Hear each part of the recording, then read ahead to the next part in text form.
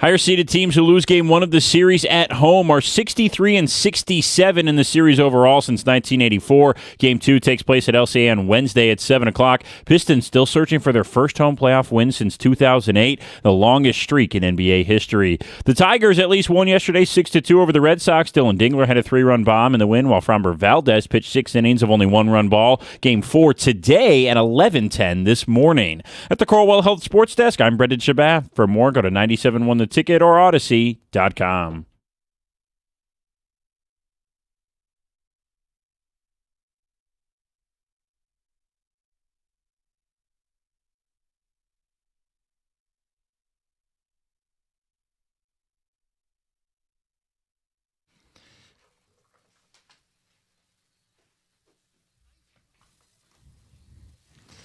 Good morning, 97.1. Jim Costa, John Jansen, Heather Park, Gov, and Greg behind the glass. Yeah, we'll get to the Pistons. John, good morning. Good morning, and welcome back. Excited to be back.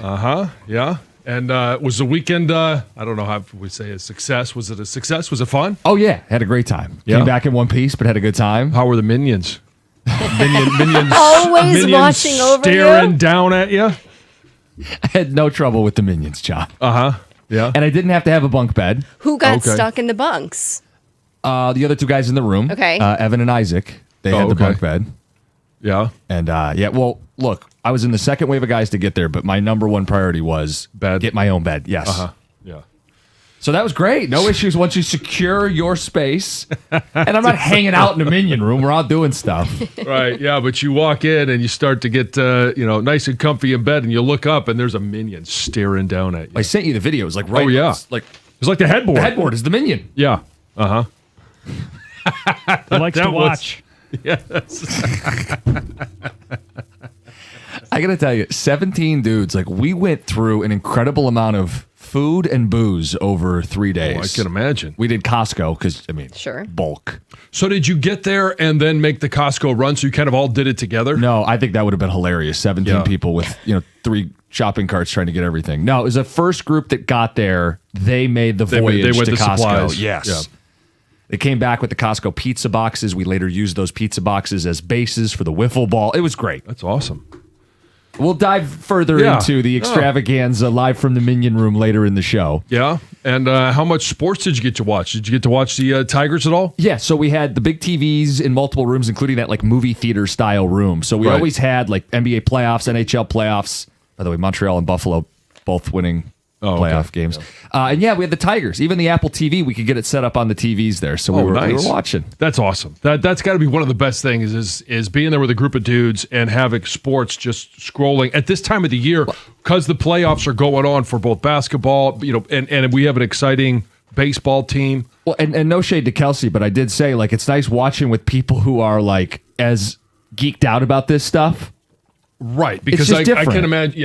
Yes, I get that. Yeah, talking to dudes and talking to your wife during a game is a different experience. Like some of these guys have worked in minor league baseball, so like they're geeking out about. I watched this guy come up, and it was a good time. That's cool. Were all of them? I know you was down there, but were all of them Detroit based? So most of the guys were from Michigan State, where the groom went, or from Michigan, and some of them now live in Chicago. But mostly Midwest guys, so everybody kind of had to make their way down. And yeah.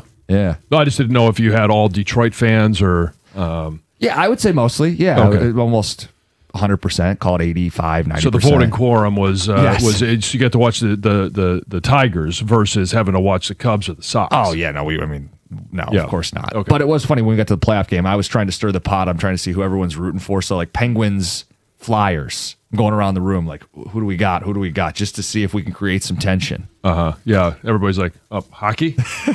No, people like We're talking hockey? Well, the play-in game on Friday night, some of the guys wanted to go to Orlando.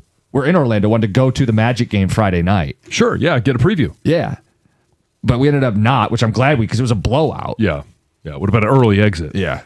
It was not a good idea. Well, good. I'm glad you had it. I'm glad you made it back safely. I made it brought into some work of that today. sunshine back with us last Yes. night. And then I got the weather notification for today, and you got to love it. I know it's going to be a little cooler today, but it says abundant sunshine. All right. Good to me. It's a good day. Good day. So Heather, how was your day? It's off to a rough start, but it can only get better from here, right? You want to share? Yeah, I got pulled over on the way to work. The worst feeling. Those lights go off and instant, like your heart starts beating. You're like, oh no, what did I do? Because I really didn't think. Oh yeah, I wasn't doing anything wrong, officer. I mean, I knew I was going fast because that's how I drive. Right. But I didn't think I was. But you were going to the speed of traffic. Yes. Okay. And then, in fact, he actually told me that. He said, you know what? You weren't the only one speeding, so I'm not pulling you over for that. And I was like, oh, whew, okay, that's good. So what'd I do wrong? Tailgating, apparently. Driving too close to the car in front of me. Heather. Yeah. And so my license plate lights were out. I don't know that is a ticketable offense. Is it, Greg? I believe it is. It is now? By the way, we do know Heather's known for tailgating. That is true, Greg. right, That is true. Not so much Why going she inside. never made it into the game. Yeah. So you had 3 offenses. So certainly, which one did he ticket you for? Well, none of them, John. I wasn't ticketed at all, but it did take up my. I'm seeing a double standard here. Never been let out of a ticket in my life. Been honest, Really? cordial, always telling the truth. Wah! Sorry. So being a good person doesn't matter, but No. Officer. being a certain gender. Officer. It was not. I did not do that. She starts batting the eyes. Yeah. None of that. Oh, you look so nice. None of that. I hardly spoke. In fact, it was just license and registration, which I also couldn't find. You know the what? I insurance. know what she did. Do you know who I am? Do you know why I'm speeding? I have to be on air in Detroit, and now we're across the No. state. I'm Heather Park. Oh my goodness, I would never. John, you ever been let out of a ticket? How about this? Have you ever been let out of 3 tickets at one time? Not in at one time. stop? He No. doesn't speed, so Yeah, I can't even remember the last time I got pulled over. It's the worst feeling though, because for me anyway, like as soon as I see the lights, you're instantly like my heart starts beating Oh, fast. there's no question. It's the worst feeling. One of the worst feelings in the world. And then, after he said, I'm not going to ticket you today, it was still like, okay, he's still like, and I'm like, is he following me? And it was instant cruise control. Go slow. Speed limit 70. You're going 68. Like I've got my morning commute down to a science. Like I know where I need to be, how fast I need to go to get here at a certain time. Which cars to tailgate, how to get there as Well, I fast as actually you can. see a lot of the same cars because they all have, well, not all of them, but several of them have vanity license plates. Oh, so I know. you see, yeah. I see them. Everybody's got the same routine, same days, same. Like they I leave know at the same where I time. need to be, Yeah. what time it needs to be when I get off at a certain exit. Like if it's past 5:30, I'm going to be later than I'd like to be. 3 possible tickets, and not a one was written. Thank you, First text. officer. Thank you. I don't know We what his thank name him was. for you as well. I mean, that's a terrible I feeling, appreciate but First text, hot girl privilege. Second text, sorry, Gov, you're not a good-looking female. Put a wig on next time. Maybe you'll get out of it. precisely. right. 1000% agree with that. Could you imagine he in the I don't back know if seat, he's that got a would wig. help. Get the wig on. The yeah. wig might not work in your favor. Why? It's not going to make up Toupee? for, yeah. Oh, toupee, you can try that. I meant like a female wig would not work in your favor. Toupee. So Maybe. I've seen some of the rugs, right? But they kind of like get weaved in or stuck to other hair. Like you'd have to use glue Well, I could grow the hair out. on the There's side. still- Oh, yeah, on the there's still sides. hair. Okay. There's even some on the top a little bit. Oh, still. is there? Yeah. Oh. I think we just end it right there. Yes. So anyway, good morning, everybody. 248-539-9797. We are going to spend a lot of time on the Pistons tonight because Yeah. we are still waiting for a Detroit team to win a game at Little Caesars Arena in the postseason. Boy, they put the wig on last night, didn't they? But I didn't even recognize, other than Cade, didn't recognize that team. Yeah, so they didn't lead for a single minute of the game. And this is kind of crazy. They're the only higher seed to lose this week. They're the first team since 97 as a 1 seed that didn't lead for a minute in their playoff opener. So if you have been upset because the Pistons haven't been getting enough respect, if you think that it's ridiculous what these doubters have said, the doubters are going to be loud today because they got a lot of ammunition, John. Yeah, okay. The doubters can say all they want. And they have the right to do that. It's excuse me. That one snuck out as I was speaking.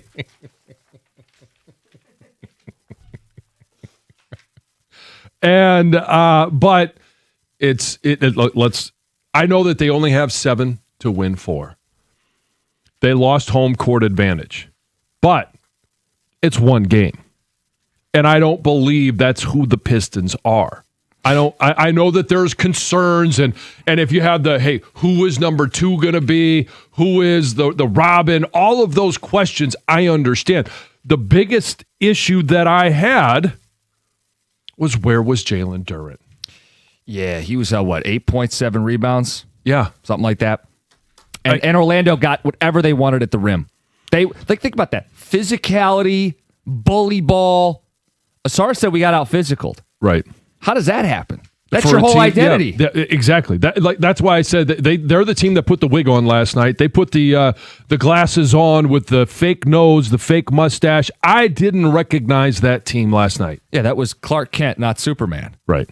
So, but I do think we have to acknowledge any of the concerns you had, take your pick.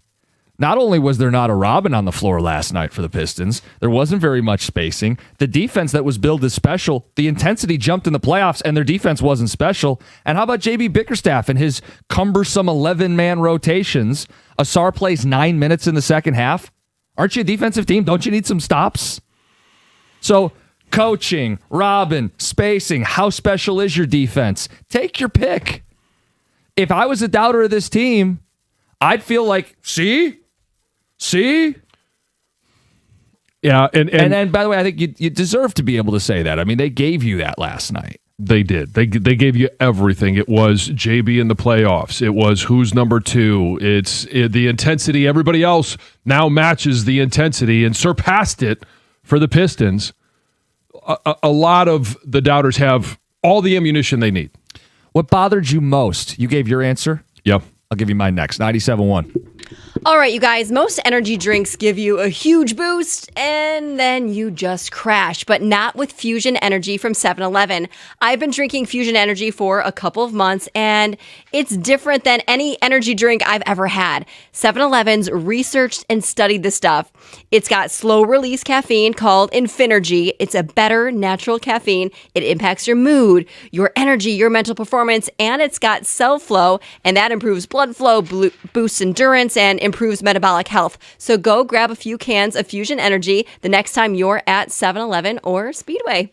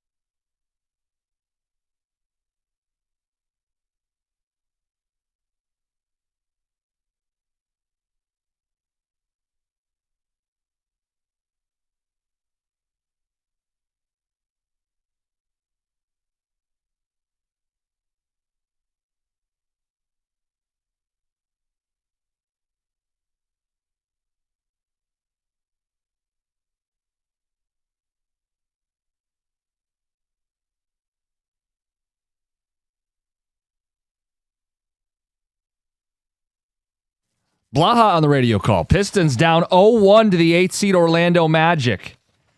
Pistons didn't lead for a single minute. First time since 97-98, the 1 seed didn't lead for a minute in their playoff debut. The doubters deserve to be loud today. Take your pick.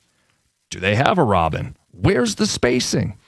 Why wasn't the defense special when the intensity ramped up in the playoffs? What's with JB and his 11-man rotations, and why is Asar Thompson locked on the bench 9 minutes in the second half? What bothered you most? 248-539-9797. Some text. The Pistons tried to force too many three-point shots. Should have tried to get more in the paint. Would have been in the game. Well, Orlando put a wall up. They packed the paint. They forced you to shoot. That's what teams are going to do in the playoffs. Well, and Detroit shot 2 less three-pointers than the Magic, and they have actually hit at a higher rate. They were 10 of 32, and Magic was 10 of 34. So it's not like they got outshot behind. They didn't lose because of the three-pointer. They got bullied. That was my biggest issue. Is Orlando shot 49%. Damn near made one of every 2 shots. That's the worst offense of any playoff team out of the East. This is the best defense in the Eastern Conference. I didn't see that when I watched yesterday. If you were a fan at LCA, that's not what you saw when you went to the arena. This team has to be non-negotiable special on defense. No gimmies, no layups, nothing easy. Too much easy. Out-physicaled was Asar Thompson's takeaway after the game. Yeah. He had a great seat to see it. Well, and we talk about who is going to be that number 2. And the constants that we have known throughout the course of the year is Cade, right? Yesterday, 39 points. I think if he scores more than 35 in any given game, I don't like their chances of winning that game. Interesting. Only because I get what you're going looking too much to one guy and no one else is stepping up. What have we also come to note? Cade's Cade, but then Jalen Duren is that 20, 22, 24-point guy. He was absent yesterday. You're going to get a little bit from Tobias Harris. You're going to get a little bit from a lot of other guys, but there was no one other than Tobias Harris and Cade, no one in double digits. The non-Cade Pistons shot 18 of 51. Woof. 35% for not Cade players. I love what he was able to do. Yeah. But Tobias Harris was their number 2 scorer. 5 of 15, 1 of 7 from 3. If you said they need a Robin and they ignored you, you were right. Hey, Kevin Huerter shot 50% from behind the arc. Okay, John. And I want to address something that you said, because we're going to get it a lot today. It's only one game. And it's a factual statement. At the same time, the Pistons barometer is not, are they better than the 8th seed Orlando Magic? Right. This is a concern for the postseason, even if they win this series. All right, so we're taking one of the worst games that they've played as a team. The most important game they've played this season. Right, and it's one of the worst that this is the Lions against the Redskins. The difference is they get at least 3 more games to show that this isn't them. Like, I would still expect they win this series. Yeah. But if the series goes 6 or 7, I'm going, what does that say about their chances of beating better teams deeper in the postseason? Right. Yeah. I am the one-game club right now, but there were warning signs last night. I mean, I was the one that said they were winning regular season games because they were trying harder than other teams. I just think that was a fact all season long. Yeah. And they didn't show up last night. I do think I've seen many a game 1 in playoff series before where it doesn't dictate how the rest of a series goes. We'll be able to find out right away Wednesday night if this thing is really in jeopardy or not. But I thought the second round was going to probably be their ceiling. I thought you've got to hold them to a standard as a 1 seed to be an Eastern Conference finalist, I think. Yeah. And if they don't, they kind of failed, I guess. Yeah. But going into this, I thought it would be a grind to get past the second round. I mean, the anomaly last night is that the Magic shot 49%, and they shoot 44% for the season. And that's a nail biter if they're normally themselves. Mm-hmm. So I think Orlando reverts a little bit back, too. Well, I think so as well. I think you're watching one of the better games that Orlando has played, and you're watching one of the worst that the Pistons have played. Now, when you're on the court, one team forces you to play a certain way, and another team allowed you to play a certain way. So, the Pistons didn't do anything to take away what Magic was doing. So when we say this is one game, could I now point out that these two teams have played each other 5 times this season? Any idea who's won the majority of those games? Because it's not Detroit. Well, okay, well, let me put my hand up. Magic? Yeah. Well, they won here earlier this year. So, again, I'm not asking you to panic, but I also don't want to minimize what I saw. But Orlando, they had all 5 starters were 30-plus minutes. All of them were 35-plus except for one. Welcome to the playoffs. Yeah, so the shortening of the bench, and JB's going to have to consider that. But also, don't forget that as you get into a series and those guys playing those minutes, the problem is the first 3 games of the series are spread out. Yeah, I know. I kind of chuckled when you said we're going to find out real quick 3 days later. That's the truth. That's part of why these teams do shorten a rotation is the margins are smaller and you have more time to catch your breath. But if you have this thing 2-2 after 4, then you're playing every other day, and I think that shortening of the bench could work against Orlando. We'll get some phone calls in on this. Let's get to Heather with the news first. This news is brought to you by Bet365. Well, Amazon's Prime Air drone delivery service is expanding in Bloomfield Township, bringing deliveries directly to doorsteps, which is cool, but also raising privacy and noise concerns. So the police department says they've already received numerous phone calls, emails, visits regarding these drones, right? So people are just concerned about the noise, about their privacy. We've heard about this in other areas as well. So the manager of Amazon's Prime Air program in Pontiac says that the drones have to stay under 400 feet. They fly at approximately 70 miles an hour. They weigh about 80 pounds. But of course, people are calling these drones loud and obnoxious. Others are saying, hey, we're concerned for our privacy, for job losses, and potential harm to birds and wildlife as well is also a concern for some. Oh, drone bird strikes? Yes. I mean, that's not one of my major concerns. No, I didn't think about that one either. But I do agree with the privacy concerns. If it's going to be, you said under 400 feet? That's what he says, to my understanding, that's a quote. Yeah. They have to stay under 400 feet. Right, but there's always something that is buzzing over your house, and I wouldn't like the noise of all of it. That one guy who called in said it sounded like there was like helicopters. Yeah. Well, an 80-pound drone's not a small one. No. And 70 miles per hour. I know when they're making a delivery, they're not going to be like right. Fly by. But my gosh. The winning streak continues for Metro Detroit native JB Ding. He is now a 26-time Jeopardy champion. This guy is on fire. He will be back to compete tonight. He has won $732,000 and is 5th all-time in victories. That's right behind James Holzhauer, who is number 4. James Holzhauer won 32 games in a row, so he is creeping up on that. He is a 2009 graduate from Grosse Pointe North High School, and his father is a professor at Wayne State University. Cool. Yeah, very cool. A chaotic scene broke out near the University of Iowa after gunfire broke out in this crowded nightlife area. This was early Sunday morning. Police say that 5 people were shot and injured near campus, including at least 3 students after this large fight escalated. Happened right around 1:45 a.m. It was this really, like I said, popular pedestrian area that's, lots of bars. Authorities say a fight broke out, including dozens, maybe up to 100 people, and it turned violent. When officers got there, they heard gunshots, found multiple victims with gunshot wounds. One person is reported to be in critical condition. The others are stable. But right now, or at least of last night, there was no confirmed shooter in custody. They have released images of several persons of interest. They're asking the public to help identify them. They're also saying there was no indication that the victims were targeted, that this was it just stemmed from the fight that broke out. It was not a planned attack. A campus-wide alert was sent out in the middle of the night, warning people to kind of stay away from that particular area. So they say while there is no ongoing threat, the investigation obviously is still ongoing, and they want to find that shooter.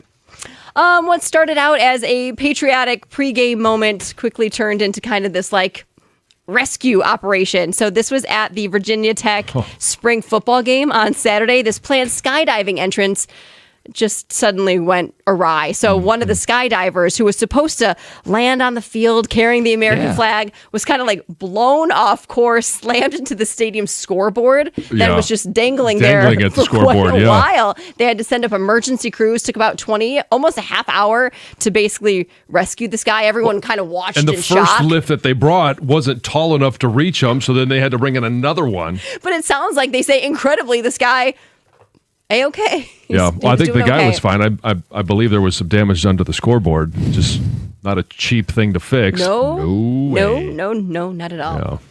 Finally, Madonna made a surprise return to the Coachella stage, joining Sabrina Carpenter as, or for a trio of songs on Friday. This was like in the later part of Carpenter's performance. Madonna kind of emerged from the stage, like from below the stage. They sang Vogue together, and then they sang one of Madonna's new songs, Bring Your Love, which is coming out in July, and then they did Like a Prayer together as well, and then she just descended back into the floor. Okay, then. Pretty cool. It's Heather with the news. 7 o'clock hour, a chance to win Weezer tickets. All week long, giving away tickets for their show coming up. They're going to be in Detroit later this year, September 23rd. We'll tell you how you can win in the 7 o'clock hour. Piston reaction, what bothered you most? It's 97.1. Hey, grass is greening up, starting to grow. In fact, I put the first mow on this weekend and did it with a lot of pride because grass is looking great. No weeds, no crabgrass, no dandelions. And if you want that same experience, you got to give Natural Way Lawn and Tree Service a call. You can do it at 888-GET-GREEN or on the web at naturalwaylawn.com. And here's what I love about it is they've already had their first application. And if you had any issues last year, you've got to get in touch with them now because you need to start early for the best results. Great lawns don't happen by accident. You need the right timing and the right program and the right company that just fixes all the problems so that they're not an issue that you have to deal with. You just get a beautiful lawn. Right now, for a limited time, purchase a full lawn program. You're going to get free grub control, but you got to mention my name along with 97.1 and get green, stay green, save some green when you prepay. Call by the end of the month for the early bird discount. That number again, 888-GET-GREEN or on the web at naturalwaylawn.com.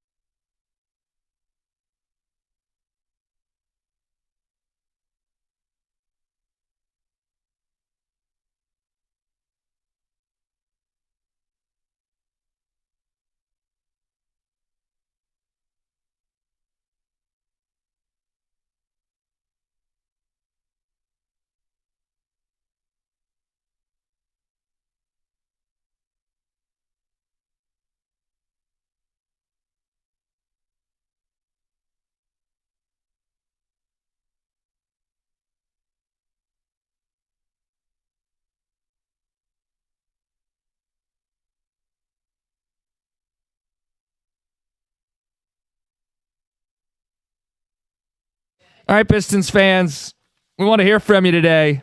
Still waiting for a team in Detroit to win a playoff game at Little Caesars Arena. Detroit has now lost 11 straight playoff games. The Pistons have, going back to 2008 at their home arena. All right, some of the response coming in, John. Guys, the Pistons are frauds, as the pundits called it. Can't shoot threes, can't shoot free throws, can't do fun lobs in the playoffs like the regular season, and Duren is clearly not a max player. Trajan has work to do for next year. What a letdown this season was. Tony in Dearborn. The use of was after one playoff game. Yeah. The Pistons are not the only team that cares anymore. Now everyone cares in the playoffs, and they aren't special. That's from Ryan. There was a reason Vegas had us as 4th or 5th best odds to win a title, not 1, 2, or 3. The Magic took our style of play away. We want to score in the paint. And if we hit threes along the way, we're good. Pick and roll game wasn't there. No lobs, bunch of offensive rebounds. Our weaknesses came out. Poor from 3, bad free throws. The only glimpse of hope we had was getting a bunch of steals and fast break points. Mm-hmm. Danis Jenkins, more like Anus Jenkins last night. Ouch. I'm sure he never heard that as a 8-year-old. Nope. Relax. First time the Pistons played in a week. They'll get it together Wednesday, Jody, in Orange Park, Florida. Yeah, I think there's going to be a lot of people that are going to say relax. There's going to be a lot of people who agreed with the odds and the long shot that the Pistons have, apparently are to win an NBA championship. And I mean, there's validity on both points, right? It is only one game. And that was not the Pistons team at all that we have seen all season. Yes and no. That porous defense is not who they've been all season. The lack of a Robin, the lack of outside spacing, that is who the Pistons have been all season. Well, and now it's just ramping up in the postseason. If you don't want to say that Jalen Duren is the Robin, he currently is. Someone has to be the guy that complements, not the way that we all think a Robin should be, but he was nowhere to be found last night, defensively or offensively. Yeah. Let's get to Brian in Detroit. Brian, good morning. Hey, good morning, fellas. Fellas, I'm a little worried. I'm gonna tell you why. They have 5 guys who have 15 points or more. Where was the Pistons' defense? This is the second game of the playoff, and it's a must-win in the second game at home. Fellas, let's not lie. Let our eyes look. Who looked like the better team yesterday? Yep. Oh, it's clearly Orlando. If we didn't know their season, we would think Orlando was the better team yesterday. Look at what France did in that fourth quarter. Yep. Pistons don't have a guy like that in the whole organization. And we think that's just a one-off. Fellas, the Pistons in trouble. What do they think that they made a terrible mistake not getting a second score? And it's coming back to haunt them now. Don't tell us they just go, what was the defense? Okay, even if the offense wasn't there, what was that try-hard defense at? Right. They got lit up. How you at home? This is the most important game. People in the Cleveland organization disrespect you. A lot of the pundits disrespect you. They don't take you serious, and you come out and play like that. But you telling me it's a one-off. The Pistons season is over if they lose this game, the next game. They're not going down to Orlando and take both of those games. Fellas, the Pistons are a try-hard team. We love them. They'll give their best. This is the playoff, and they didn't even show up. So what was the try-hard all season? All season, right, they played hard. They got all them young guys. They could play hard. Now everybody's playing hard, and they don't look like the favorites. I don't care. There's nothing you could tell me to convince me that the Pistons are better than Orlando. They don't. Orlando, out of the top 3 players in this series, Orlando has 2 of them. Pistons don't.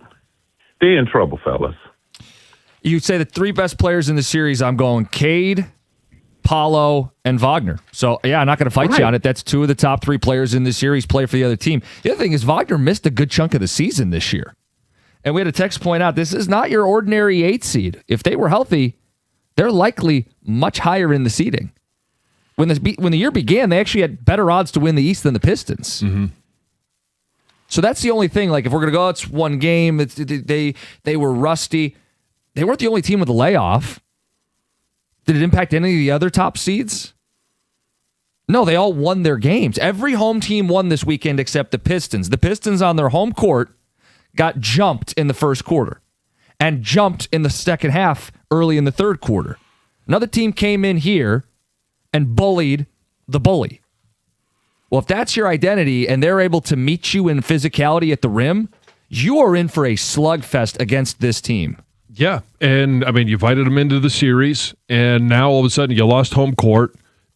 Wednesday's going to have to be a completely different.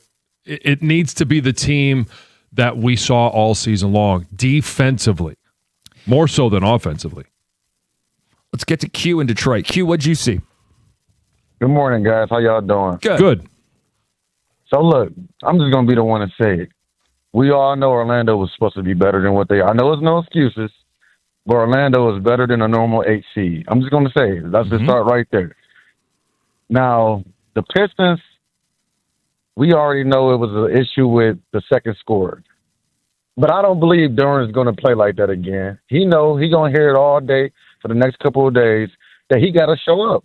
If you want that max contract, you cannot have only 4 shot attempts. He have to take more shots than that. He have to be aggressive. You got to go get the ball. You got to ask for the ball. You just standing on the side looking like you don't belong there. It's not going to work.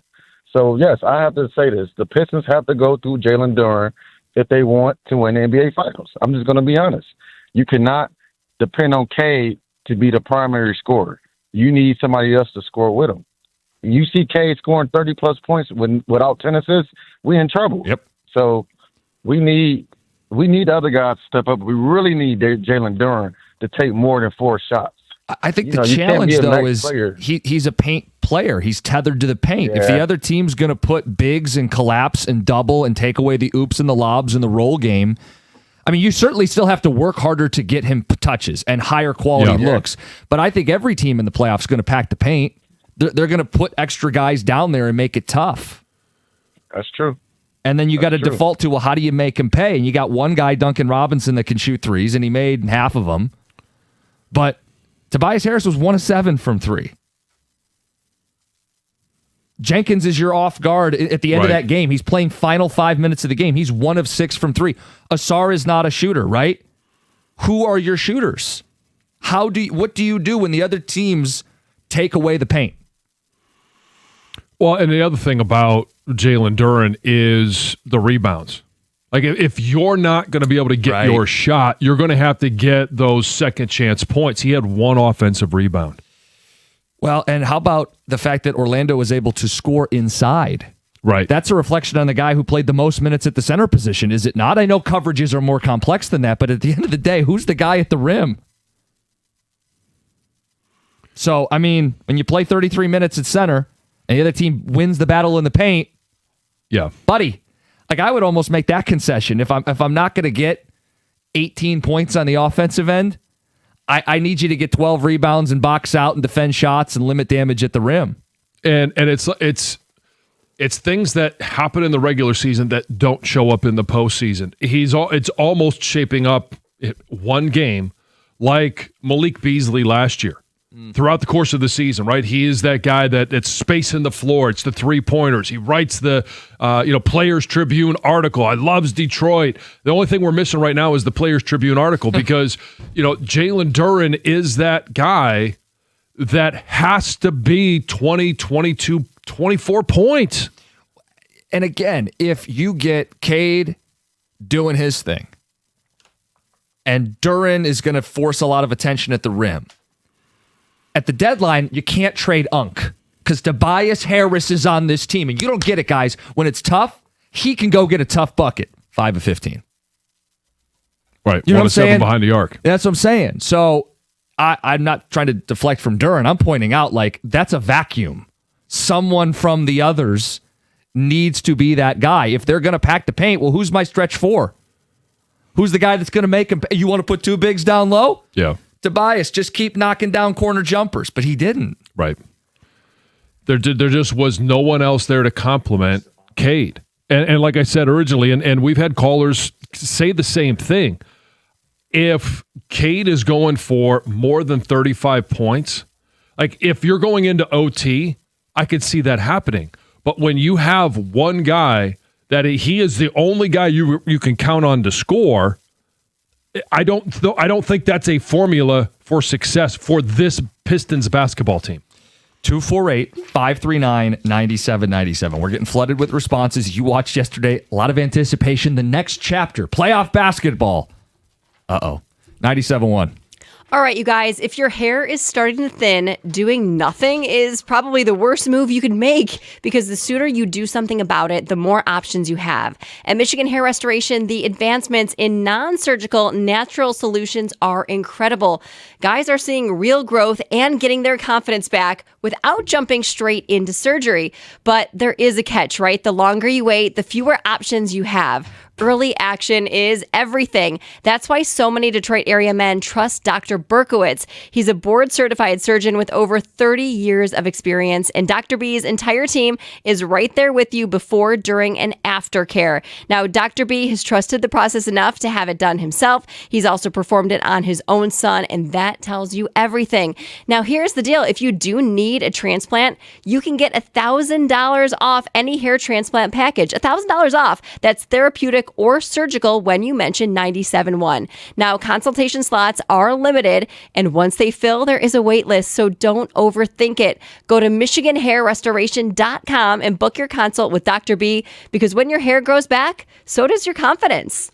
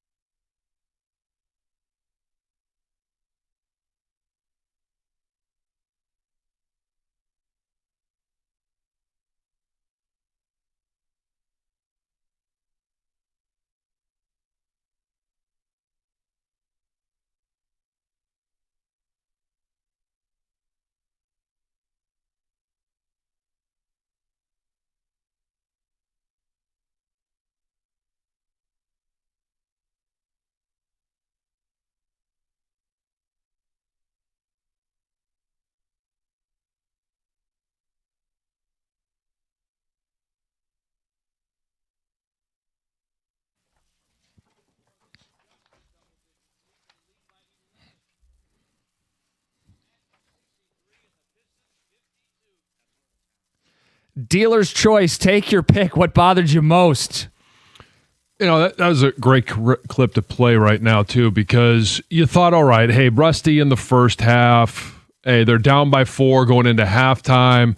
They had a chance to tie it up or take the lead right before half. Cade comes down, shoots a 3, misses. Then all of a sudden, hey, it's 4 points going into halftime. I really felt like coming out of halftime, it was going to be a completely different feel, look, everything, especially at home. I thought so too. And it just wasn't. Guys, damn, it's one game. Everyone's flipping the script on them. They'll get it together Wednesday, beat Orlando in 6, Jordan in a shop. Yeah, but Jordan, did you have this going 6 when the series started? Be honest. Because it feels like almost like a defensive, like, well, we're going to win the series still. Well, yeah, I would hope so. You're the 1 seed against the 8. Right. But all these problems that people were telling you about that you didn't want to hear are showing up in the postseason. And for it being, quote, only one game, Orlando has won 3 of the 5 meetings head-to-head. And the only one in the postseason so far. Yeah. They came into Detroit, this environment, against this team, and bullied them. Mm-hmm. Tex says if you have 2 Robins, it wouldn't matter if you play defense like a Matador. Yeah, that was my biggest thing. Yeah, and that's where I was talking about the fact that it wasn't the Pistons defense that we had seen all season long. And here's the other thing. Where's all the confidence from these other guys when Cade was out? Ask JB last week. Yeah. And he talked about, guys being leaned on and the confidence that they got. All of a sudden, Cade comes back, and then and I think JB said, and Gov, correct me if I'm wrong, one of the things he talked about is, sometimes early in the season they get caught watching Cade and Cade doing his thing.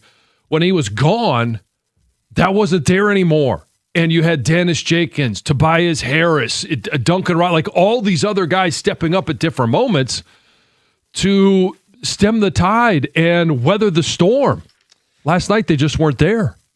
I expect there to be more of a defensive backbone in the series, which is why I'm not saying they're going to lose the series.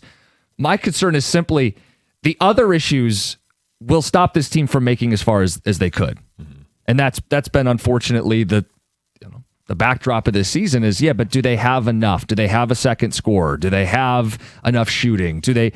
Is JB come playoff time going to manage a rotation properly? 11 guys is too many in the postseason.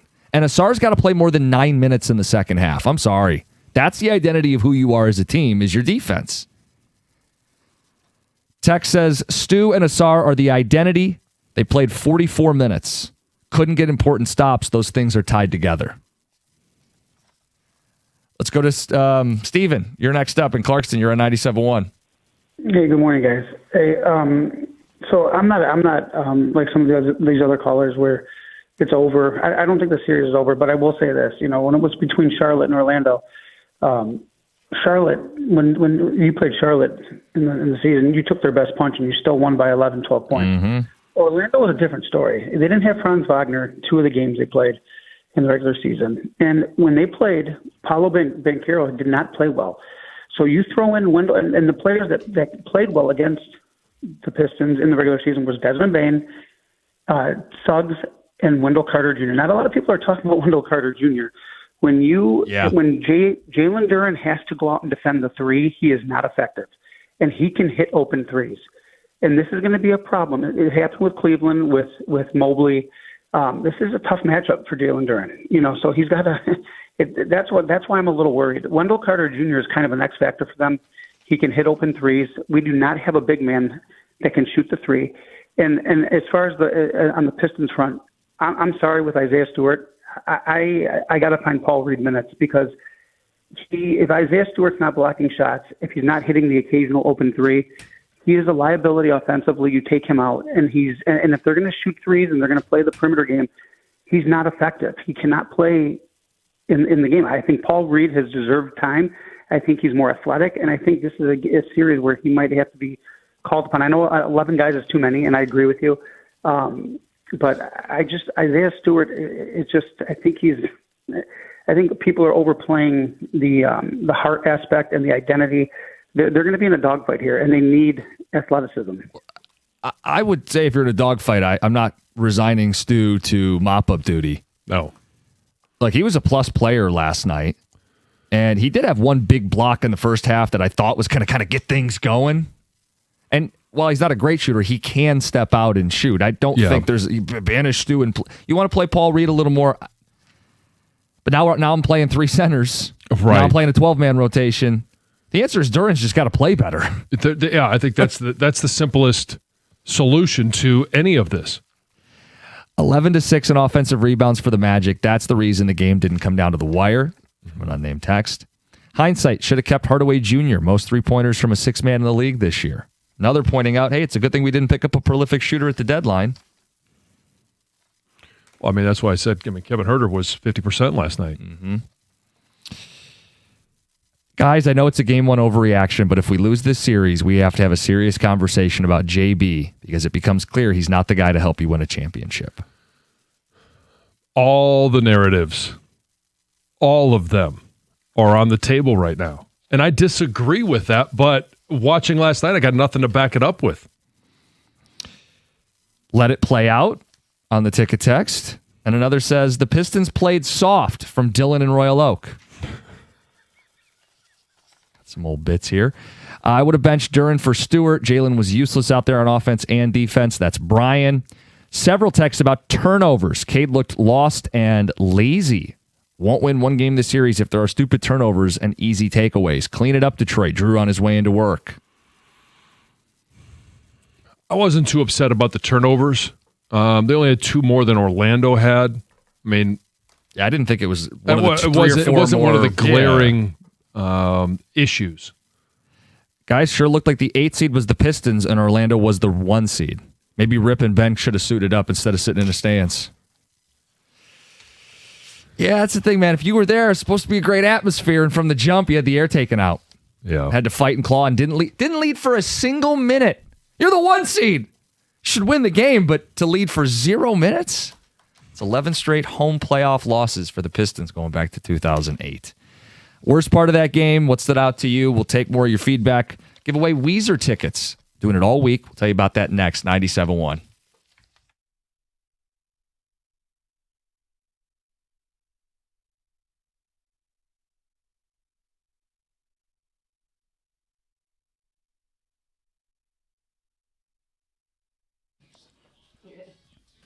Brought to you by Mastercraft Heating and Cooling. Last night, Cade Cunningham had 39 points. The Pistons 112-101. Game 1 loss to the Magic. It was tied for his 3rd highest scoring game this year, and at 48%, he had the 2nd highest field goal percentage of any game this year with 39 or more points. He unfortunately did not get much help from any other Piston on the floor. Tobias Harris had 17 points, but shot just 33% and was 1 of 7 from deep. Duncan Robinson had 9 points, but only played 26 minutes for defensive reasons. The most glaring lack of help came down low as Jalen Duran had only 8 points and 7 rebounds and a game low minus 21. That was Duran's first game since his rookie year with less than 9 points and 9 rebounds despite playing more than 30 minutes. JB Bickerstaff talked about what made it so difficult for the Pistons all-star after the game.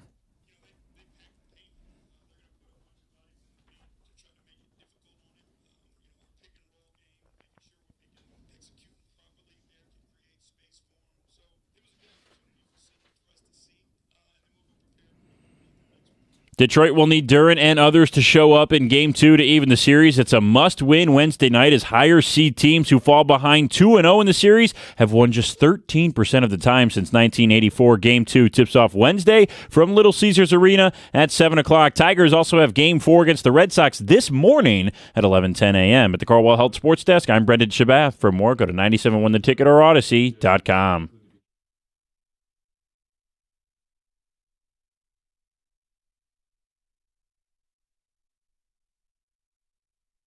Good morning, 97.1. 7 o'clock hours here. We got tickets to see Weezer. They're coming to Detroit Little Caesars Arena on September 23rd. This hour on the show, you win a pair of tickets if you call in when you hear Beverly Hills by Weezer. Great song. Yep. We'll go live to the Minion Room at 7:35. I'll give you some bachelor party stories. Don't know if we want to go live to the Minion Room. That's a little... There was a moment from the bachelor party that I want to know if it was fair or foul. We'll do that at 7:35. John, we'll get to the spring game. You were there over the weekend. That's at 7:18. Some stuff on the Pistons. And by the way, some A.J. Brown news as well. We just get this alert on our phone. Yeah, A.J. Brown is likely to be traded from the Eagles to the Patriots once June 1 rolls around. That's per Adam Schefter. Pretty sure Diana Rossini was all over that story. She was. Oh. Okay, interesting. You have a big reaction to that? Not a huge reaction. Other than I do think it will shape both teams in what they're going to do in the draft. Obviously, if this is something that behind closed doors, they've got the handshake deal, it works out for both teams. What do you think the Drake trade would May be? needs a number one receiver, and if the diva attitude or whatever it is that A.J. Brown brings to the Eagles has run its course, then obviously they'll be looking to replace that production in the draft. Yeah, I get it. What do you think, late first? Or is it a second? I would think more second. I know that they want to, we'll see if they do it earlier than the Lions, that they want to water the garden. Yeah, if it's a second, I think it's such a steal, a late second to get a number one receiver. Oh, you mean in return for A.J. Brown? Yeah. I don't even know if it'll be a second because of the contract that they're taking on. Then to me, it's a no-brainer because you're not paying your quarterback, so you can pay the receiver and you can keep a lot of your draft capital. We'll see what it turns out, what they end up giving up and getting and all that. Great stat, by the way, from Brendan in the update. The Pistons, kind of a must-win Wednesday now because teams that start 0-2, 13%. I think it was. Did he say it was the favorites, the home seed, the home team if they go down 0-2? Yeah, that's not great. No, it's not. Text from you guys, 248-539-9797. Pistons had an off night. Duran struggled the whole game. My question is, why didn't Bickerstaff sub him out and get Paul Reed in the game? Proven himself all season. I think he provides the spark. Would have given the Duran a chance to settle down and think about how he was playing. All of those things. If hindsight's always 20/20. I don't know that I'm looking to get another guy in the rotation. Paul Reed needs some minutes. He can play some at Duran's and Stu's. That's from Q. This is why they lost the series last year as well. JB's playoff rotations have been and will continue to be atrocious. Thompson playing 9 minutes in the second half when he is at worst the third best defender in the entire NBA is ridiculous. Yeah, I agree with that. I do too. That's clearly a flaw, and I don't know why JB wouldn't have played him more. But they did. To his point, they did this a little bit last year too, postseason. I think the concern, obviously, Asar's limited offensive output as a shooter, and you're trailing. But to get back in the game, you need stops. Mm-hmm. And you got to ask yourself, what end of the floor do the Pistons need to be rock solid? It's defense. It's their identity. That's where they get the fast break buckets. That's where they get stops and get looks. And it takes the burden off of them in a half-court set. Asar's got to play more minutes. So if you trim it to an 8-guy rotation. Sure. The three most, I would think the three that you're going to have in there are Isaiah Stewart, Ron Holland, and Dennis Jenkins. Sure. We all want something out of Kevin Huerter because of the trade with Jaden Ivey. But if him and LeVert don't play, or Javonte Green. Yeah, he only played 5 minutes. Yeah. But yeah, it's postseason, man. Like your starters got to play 30 minutes across the board. Look at Orlando. All their starters played heavy minutes. They all played 30-plus minutes. They all scored in double figures. They all contributed. They were all plus players. You lean on your best dudes. Yeah. And for them, they didn't have Wagner for a huge chunk of the season, but Wagner, Boncaro, the 4 first they gave up for Desmond Bane. We had the caller who brought up what Wendell Carter brings as a mismatch big. And Jalen Suggs, who's in foul trouble, is still one of those important defensive pieces for them. That's their starting 5. And they've leaned on those guys. 248-539-9797. Don't worry, the Pistons and JB are right where they should be. That's Steve from Cleveland. Relax, people. Pistons in 5. Orlando's A++ game beat our B game. That could be very true. I think you're grading on a scale there if you're giving the Pistons a B game, B+ game. That was C-. Say C- from them. Yeah. It's funny to hear you guys glaze the Pistons all season, only to hear you freak out a little and point out what others have seen all season after the last game. I don't think we're freaking out. I also don't think we've glazed them all year. I mean, there's been a healthy discussion about this basketball team. Yeah, I mean, did they do enough at the trade deadline? Did they add that second shooter? Are they going to be able to space the floor? How do they match up with Cleveland and Boston? We've had these like very candid conversations, and it doesn't always make the Piston homers feel very good to hear those conversations. But at the same time, we weren't going to dump on this team all year as the 1 seed. The 60-win team. And I don't think the series is over. My concern is just, boy, this is putting a lot of fuel on the fire of how far can they go in the postseason if this is what's happening to them in their very first playoff game. And again, a team that has not won a home playoff game or a playoff series. Yeah. So this only adds to the anxiety or gives fuel to the doubters. Like if you're a Pistons doubter, if you've been telling your friends and your fellow fans, hey, I just don't think this team's that good, you're going to point to your TV screen last night. Right. Oh, there's no question you're going to point to the TV screen. And it's, like I said earlier, it's all the narratives going into the postseason. And the fact that they can't space the floor, there's no shooter, there's no true scorer opposite Cade, and it's JB in the postseason. All those things were contributed to the loss yesterday. Pistons situation reminds me of the 2024 15-2 Detroit Lions. They're spent. Brett in Toledo. Well, the difference is the season doesn't end after the one game. Right. What else? Says, I'm really nervous about what the narrative's going to be if the Pistons struggle throughout this playoff run. I don't want to hear about the deadline every time the team struggles. It's exhausting. Then play better. Right. I mean, we're not saying the series is over. We're not even saying that they lose the series. We're just talking about what we saw on TV yesterday. Yeah. And I would like to know if somebody was there, like what was the feeling in the arena when the game started, halftime, that when it became obvious that they were not going to win. Right. Kind of as the emotions went. Yeah. I believe it'll be Detroit and Orlando tied for game 5. Two games apiece, which isn't good for a 1 versus 8. If I'm Cleveland, I'm booking my flights to Boston for the ECF.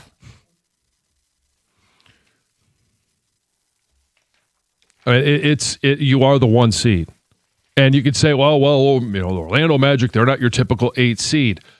Well, they're not going to bump all the way up to the 1 seed just because they're healthy now. I wanted to make that point too. I think it's important, and we've gotten calls and texts that say, hey, Orlando's not your 8 seed, your typical 8 seed. They're right. They're not.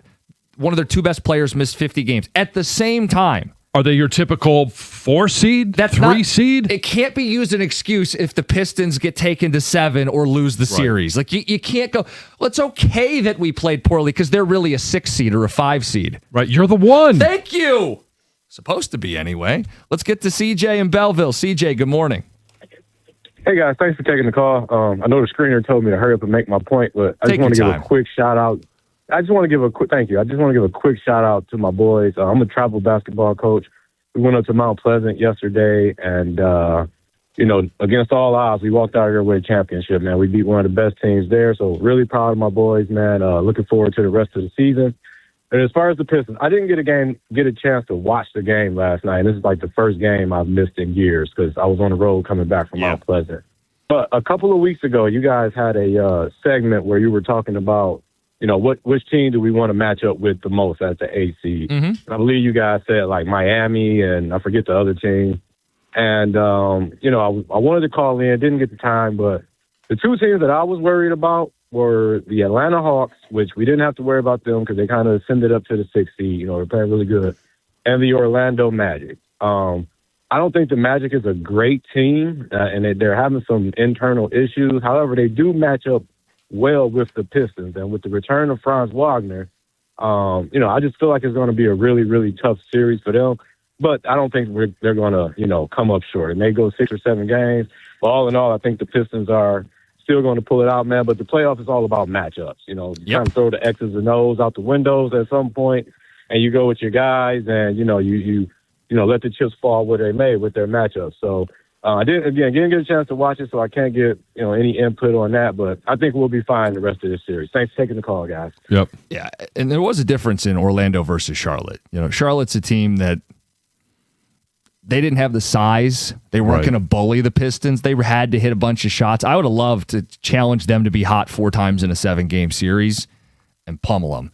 Orlando's the opposite. They're more of a defensive team. Their offense is the worst of any in the Eastern Conference playoff mix, but they've got size and they're going to battle in the boards and it's just a different series. It's, to his point, it's a matchup thing. It is. And the Pistons they didn't match up in any way, shape, or form. Cade did. Mm-hmm. But other than that, damn near 40 points. Yeah. Well, where's your other contributor? I'll give the stat again. 18 of 51. 18 of 51 were the Pistons not named Cade Cunningham. Let's get to Rob on a cell. Rob, good morning. Hey, I'm so concerned with Cade. Yesterday he just looked lackadaisical in a lot of possessions. His nickname is Smooth Operator and all that, and they just surrounded him. There were several opportunities where, like, Dennis Jenkins was running underneath the hoop, wide open. He doesn't get them.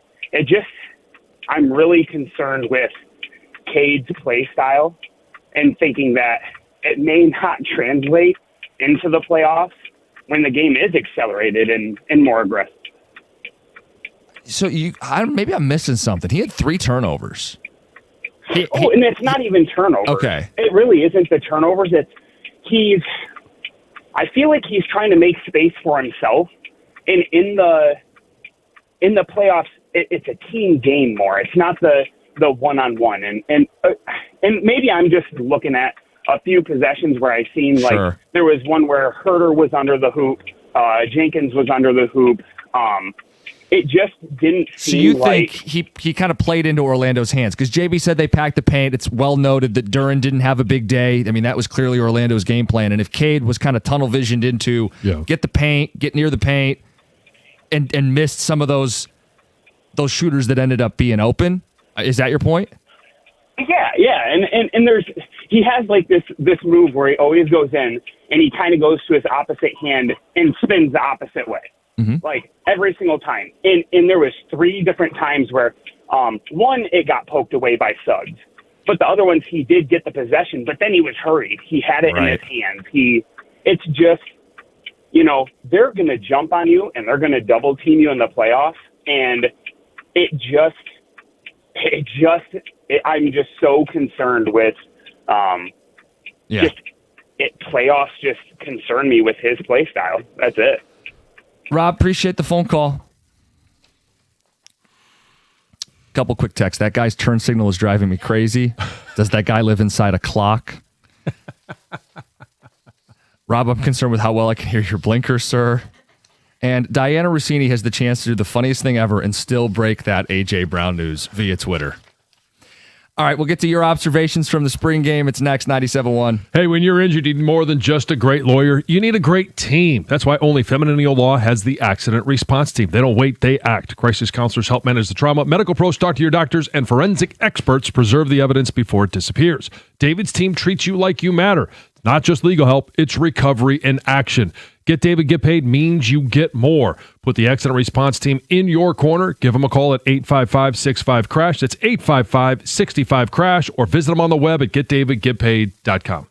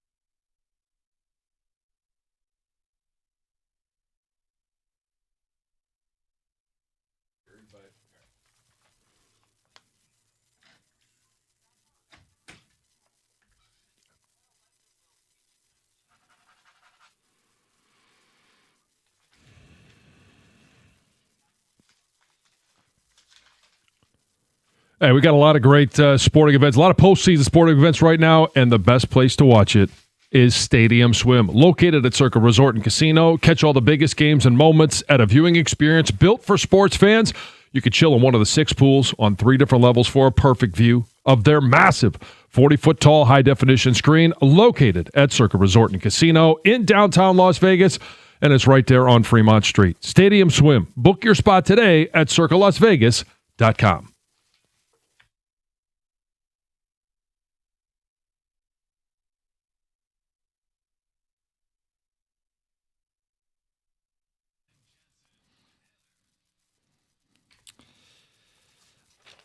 Get back to the Pistons, end of the hour. Were the doubters right? Drop game 1 at home. Bachelor party recap, 7:35. Fair or foul? A question. John, you were at the spring game this weekend. I was, and it was the football gods did not rain on it. As it rained in the morning, it rained a little bit later. So it was a nice little reprieve in the middle of the day, 2:00. And it's kind of a mixed bag. So the rules were in the first quarter, it was going to be thud. So you weren't taking running backs, wide receivers, anybody to the ground. And that's when Bryce played. And second quarter and on, it was full-on scrimmage. Started to play real football. Bryce was, I believe, 3 of 9 for 22 yards. Yikes. Still a lot to work on there, no question. And the coaches have made it very clear he's QB1. QB2, I don't think there's any question who QB2 is, because Tommy Carr throughout all of spring ball and in the game, I think he was 6 of 8 in the second quarter, took both teams on some drives, was doing a really nice job of escaping the pocket. I think he had 47 rush yards. Now, of course, you're not hitting the quarterback either. At no time during the game. But layered some passes. I mean, right over top of linebackers in front of the safety, put the ball, was accurate, made good decisions, didn't put the ball at risk. So, a nice little job there by Tommy Carr. Excited about that. And then offensive line, which is where I like to look at, played okay. Good pad level, good combos. Protection was good, but I think that the standout position all day long until you got to the end of the game and there was a 2-minute drill and they didn't put any pressure on, but the defensive rules were you had to play 2 high safeties, and so you're kind of at a disadvantage. Yeah. No blitzes. The defensive line played extremely well. And everyone's going to be looking at the defensive front going, okay, well, who are the guys? Nate Marshall played really well, applying pressure on quarterbacks. Nate Marshall, Cam Brandt, probably your 2 edges. Defensive tackles, new DC, Jay Hill has said, hey, we think we've got 2 elite guys on the defensive line. Eno Etta, one of them, has played extremely well. Trey Pierce being the other one. So a lot of excitement there, but I keep going to what were the areas that needed major improvement. One is quarterback play. Mm-hmm. And didn't see I don't think anybody saw the jumps that you wanted to see. Now, I'm not going to sit here and say it's a finished product. This is what you're going to see in the fall. Still a lot of time to work on that. But the position group that needed an influx of talent through the transfer portal, through freshmen, however you wanted to do it, was a wide receiver position. Andrew Marsh, I think he's a known quantity. They're going to have a really good sophomore season. But J.J. Buchanan, transfer from Utah, he is an absolute weapon. Saw it a little bit on Saturday, but I've seen much more in practice. Jamie French, the transfer from Texas, I think. So you're going to have 3 guys out there. Jamar Browder is a guy that I kept talking about last year, had a touchdown pass in his hands. I mean, he had the defensive back beat and then dropped it, but then made another catch across the middle that was, Doug and I both thought was incomplete, but he came up with it. So you saw some. I think there's going to be a better receiver room than we've seen at Michigan for a long time. Now it's just going to be, can the quarterback get it done? Again, you remove the excuses. You set your quarterback up for success. Bryce Underwood, 7 picks the last 5 games to close the year. Did not finish on a high note. New staff. He's got to rev it up. Well, he's got to rev it up, but he's got to really zero in and hone on the technique, the footwork, his arm, all of those different things, because we know he's got a strong arm. Like, he could chuck it downfield. He could throw a 90-mile-an-hour fastball, but it's the technique that prevents some of those interceptions. It's the technique that will allow you to be a successful quarterback. What date do we get that first phone call I for was just Tommy going Carr? to bring it up. The seeds have been planted. Family name, but you can't bench Bryce because of the money. Oh, it's right for radio. And the last time Michigan had a quarterback named Tom? Oh, come on. Yeah. Come on, John, I'm messing with you. I know. You know it's out there. But it will be interesting to see, because we talk about, athletic directors holding on to coaches, and, Wisconsin, hey, their athletic director moves on. What's going to happen to their coach? He's kind of in a lame duck situation. Yep. Bryce wasn't the recruiting. This isn't the coaching staff that recruited Bryce. Right. Yeah. So I don't think there's going to be, politics aren't going to play as much a part of this as maybe some think. September 14th is the first Monday after the Oklahoma game. That's when we'll get the call. You write it down. Who was the best in the dizzy bats? Or is that only what MSU did? I know that there was a lot of pushback on Pat Fitzgerald having that be a part of things. This is a game. It's played by kids, even in the NFL level. It's played by people that have the mental capacity for kids. I'm a great example of that. Have a little fun. Right. It's okay. I thought so too. I was just making a joke. Let's get to Heather with the news. This news is brought to you by Gardner White. So there was a devastating tragedy that took place in Louisiana. You might have heard about this. Police now say 8 children are among the victims of a mass shooting in what investigators believe was a domestic violence case. So authorities have identified the shooter as 31-year-old Shamar Elkins, and they say this was not a random attack, but a family-related incident. According to investigators, 7 of the children killed were his own, and the victims ranged in age from 3 to 14 years old. 2 adult women were also shot. They remain in critical condition. After the shooting, police say this guy, Elkins, fled the scene. He carjacked a vehicle and then led officers on a chase before being shot and killed by law enforcement.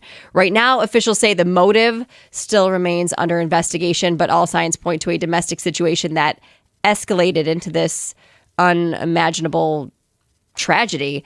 Investigators obviously are trying to piece together exactly what happened, but now as well, the focus kind of has shifted to the families, to the survivors, and to the community as well, who's trying to comprehend what just happened.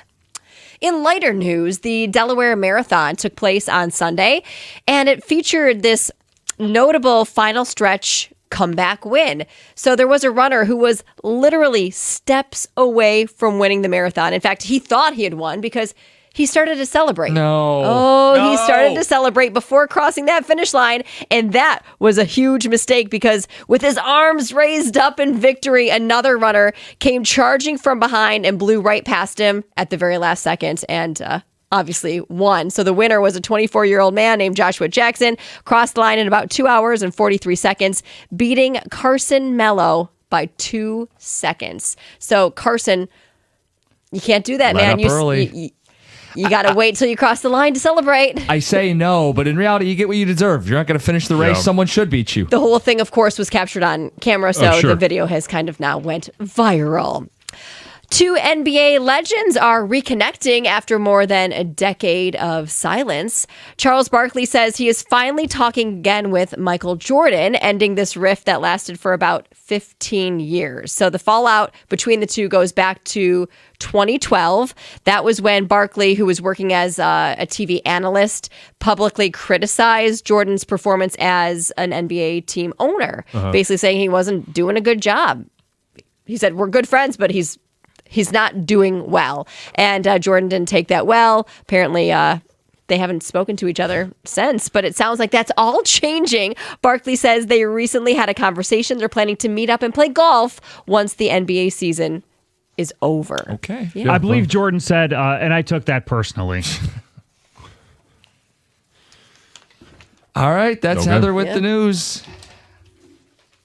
Bachelor party recap. Live from the Minion Room. Give you the latest. I do have a fair or foul question, something that took place at the bachelor party, and I want to know who was in the wrong. We'll get back to the Pistons end of the hour. Were the doubters right, man? That's all the things you feared happening in their very first playoff game. New chapter. It's 97.1. All right, I'll tell you about Shaner Roofing, because if you need a new roof, you don't want to mess around. It's a big commitment. If you need windows or siding, well, Shaner's doing that now too. When it's time, you want a company you can trust. Over 30 years, it's simple. Michigan homeowners know they can count on Shaner Roofing, bringing that same 5-star service to windows and siding. What sets them apart? Local family-owned company. They treat every customer like a member of that family, and every roof they install, lifetime transferable warranty. And that means something. Lifetime when you're a company that's been in business for 30 years. They've earned a 4.9-star Google rating. That's thousands of happy homeowners. That's not buying your reputation. That's earning it. Doing the job right. So, if you're in the market for a roof, if you need new windows or siding, you owe it to yourself. Get a quote from Shaner. See what they're all about. MyMichiganRoof.com. That's MyMichiganRoof.com. Shaner Roofing. Windows and siding. Michigan's name you can trust.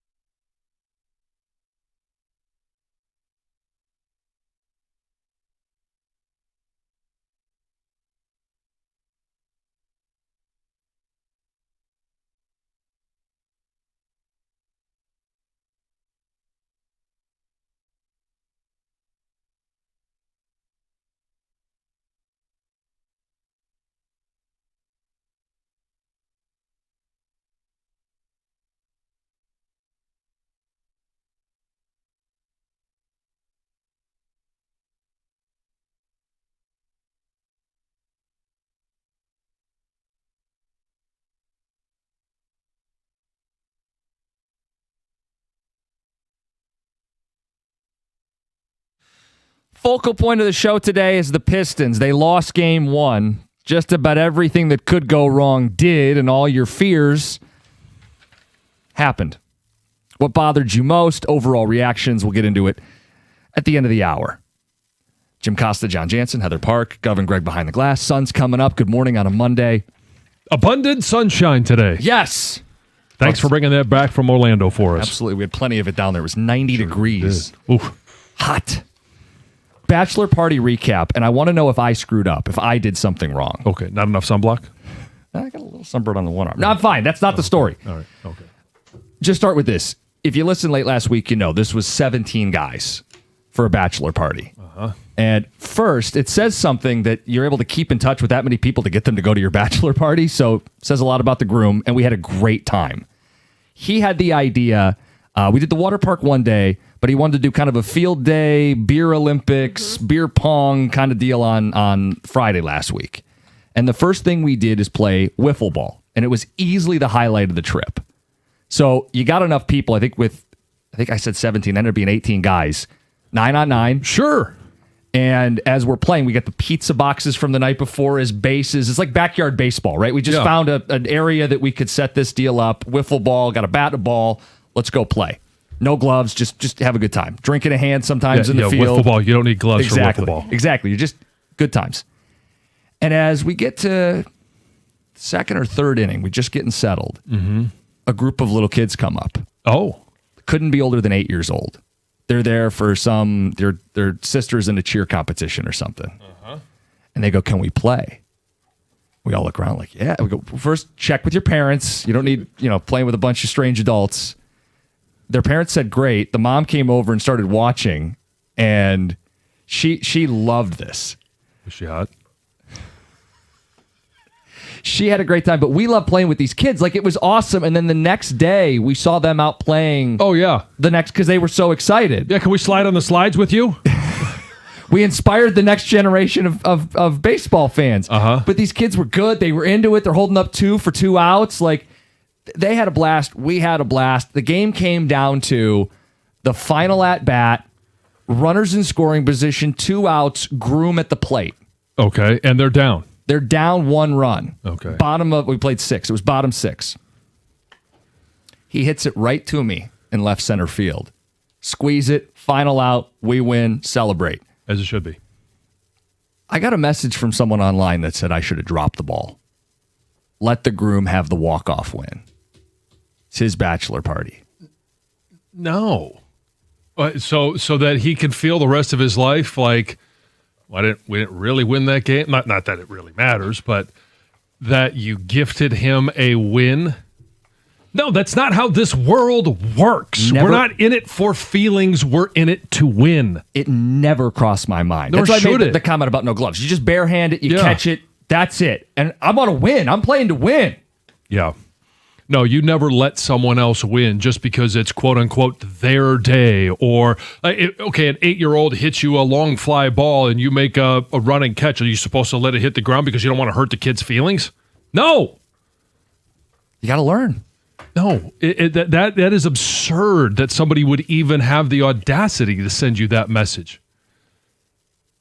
I'll ask the people, 248-539-9797. Should I have dropped the ball to let the groom have his moment on his bachelor party? No way. No way. I'm very proud of you. I'm not overly athletic. Did you boo any of the kids by any chance? No, I was trying to hype the guys on our team up. Okay. All right. Yeah, but you didn't boo the opposing kids.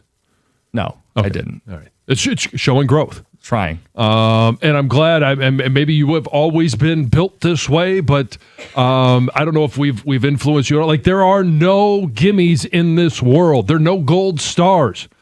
Hey, if you wanted to win it all, don't hit it at someone. Right? Come on, dude. Yeah, play a little small ball. Maybe throw the bunt. Yeah, throw the bunt. One guy did bunt. That's a separate debate. Fair, foul, and wiffle ball game. You don't bunt. Yeah. Any strikeouts? Couple. That's amazing. 248-539-9797. The verdict, Tom, drop the ball or catch the ball? Catch the ball. Okay. Yeah. I don't think there's anyone out there that thinks this is foul. No. I really don't. I wouldn't understand that philosophy. Like you're just supposed to. Oh, it's his party, so I'm gonna let him win. Heather, did anybody ask you at the? No one made a point there. This was online. The internet, of course, always has the right opinion. Says you should have dropped the ball, Jim. And was the groom like angry? No, I think you catch the ball. I thought you were going to say, is it fair or foul that we're playing a game with children at a bachelor party? What's wrong with that? I've got a great idea for you. I don't know. When I saw the photo you posted, I was like, is that a kid? Like I literally zoomed up. I'm like, that's a child. Did you keep the ball? Who's got the ball? Oh my gosh. I don't know. Got to get the ball. And even if you don't, you go get yourself a wiffle ball. Yeah. And you make a trophy out of it. Okay. And that's what you present to him at the wedding. Oh, there you go. And you talk about how, he lost and could have won and make up whatever story you want, but I know you guys love your trophies. So you put your trophy together and you present it, maybe you present it to her. Oh. You're settling for second place.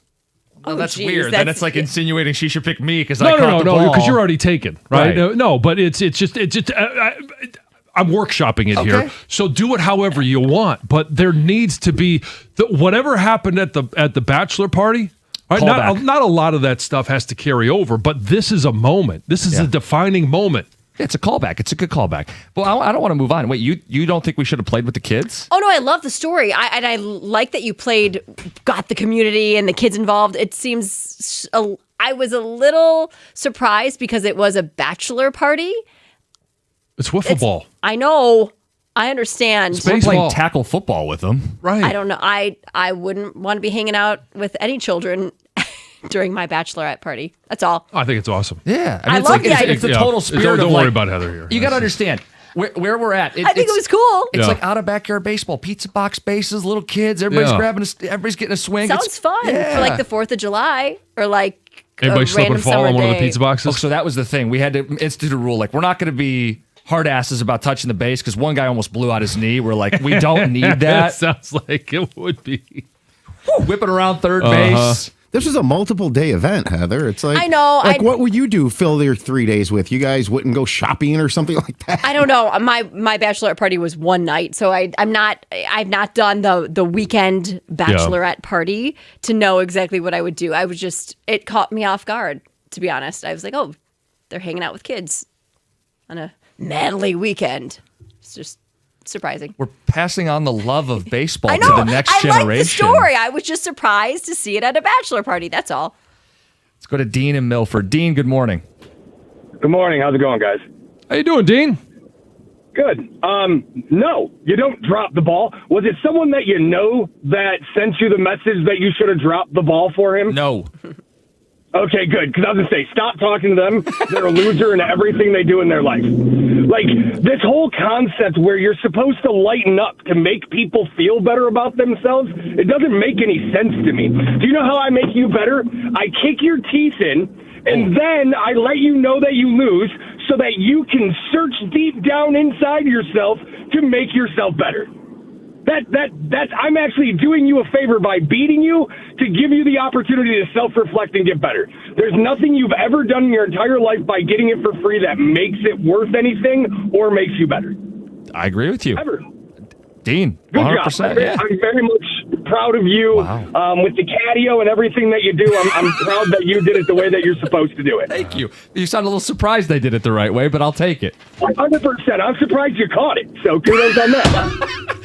It did briefly go through my head, like, do not look, because we lost the game there. Yeah. I mean, I think they scored 2. But you had it easy out. Yeah. Like, if you dropped it, you could just say, no, I did it because... I would know I screwed up. Yeah, but no one else has to know that. I looked back. I posted this on Twitter, X, whatever.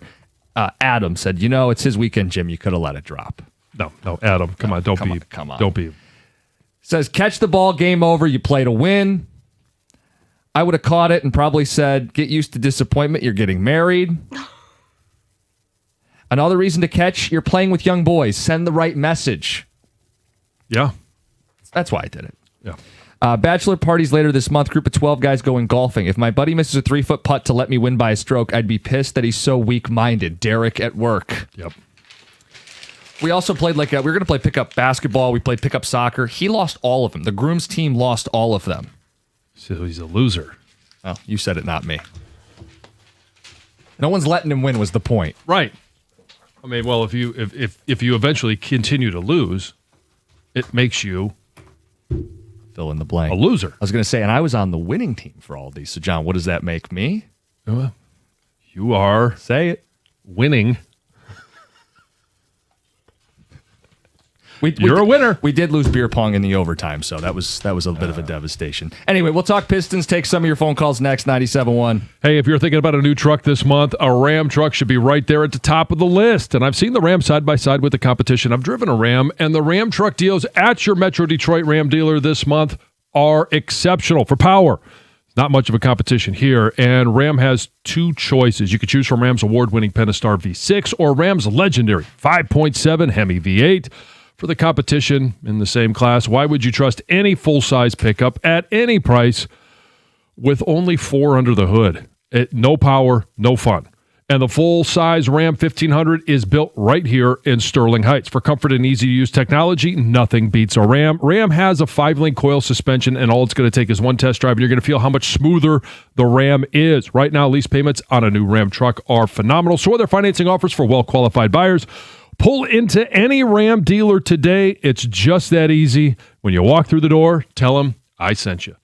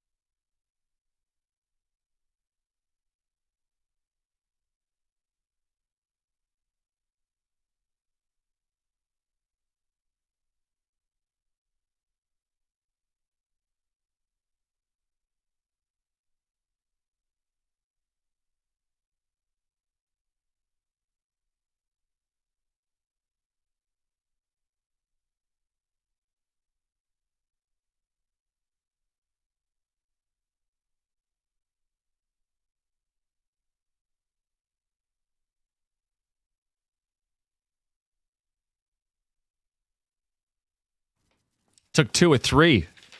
Play the Red Sox again today. Early game, 11 a.m., 11:10 first pitch. Good morning, 97.1. We're going to get to the Pistons. Someone's got to win a home game at LCA eventually, right? We'll get to it. Got some texts. Sweep the leg, Jim. The groom isn't a preschooler. Catch the ball. Mm-hmm. If Mean Dean is on your side, Jim, you might want to evaluate. You could be on the wrong side here. Some 8-year-old girls come up to Heather and 17 women on a bachelorette party and ask, can they get their nails painted together? Heather's going to tell them to F off. Come on, Chris and Howell. No, but in my head, I wouldn't be doing anything that's appropriate for a child to be involved.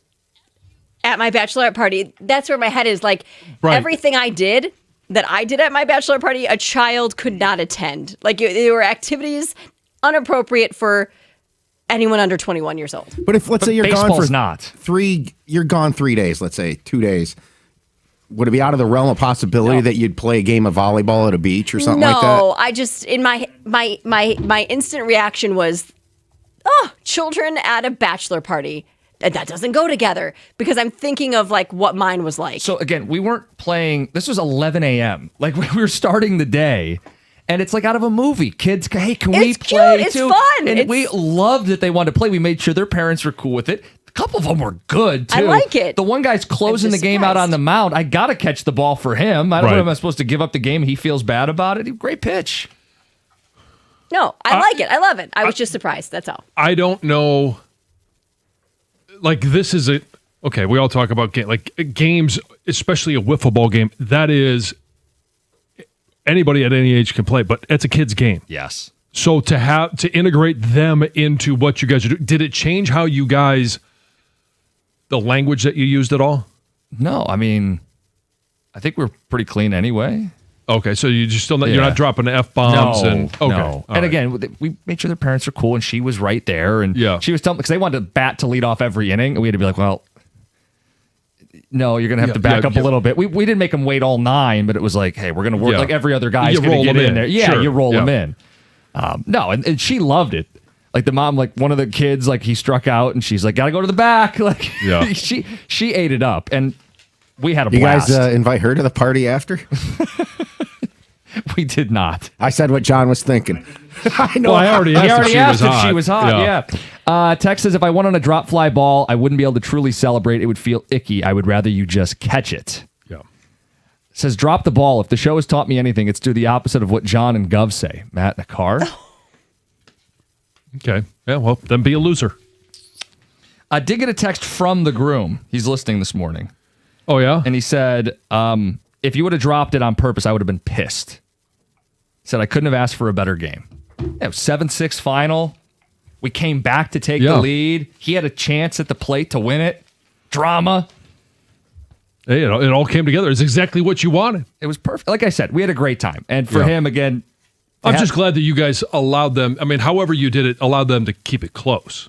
Right. You know, I mean, that seems to be more kind of the given. Like, you allowed the other team to stay in it so that the little brother wasn't effect? it wasn't a blowout. Yeah. But again, awesome. To be able to get 17 different guys together feels impossible. First of all, to have 17 people you keep in touch with. But everybody was committed and had a great time. And even though I only knew like half the dudes, you start talking sports, you have a couple drinks, you're playing games, everybody's having a good time. It sounded amazing. So in the pictures that we saw, there was also, what was it? It was a pool table, foosball table. Yeah, so they had that game room. So there's air hockey, foosball, they had like the Pop-A-Shot, and they had like these arcade games, and they had pages of like the old like Galaga and Super Mario and Street Fighter. I'm guessing the Pop-A-Shot had to be like one of the number one things. Yeah, that was rolling. That Who was a the great Pop-A-Shot time. champ? I don't actually know. I mean, with 17, there's always something going on. Right. Everybody was kind of moving around. Yeah. And the Minion Room, John, maybe not my first choice. No, but you didn't have the first choice because you weren't there first. Second group, to get a bed that wasn't a bunk bed, I thought was a huge win. Sure. And not have to share a bed. Yep. Also a huge win. Although you did share it with, what are the Minions' names? Do they have names? Oh, yeah. There's a couple of the more famous ones have names. Could you pick out who's who? Like, No, I couldn't. No, I mean Teddy could. Grew is the guy that he coached our hockey team. He runs. Yes, he runs the Minions. Yes, I don't believe there was a Grew image in the room. No, but the Minion was staring down at you all night, watching me sleep.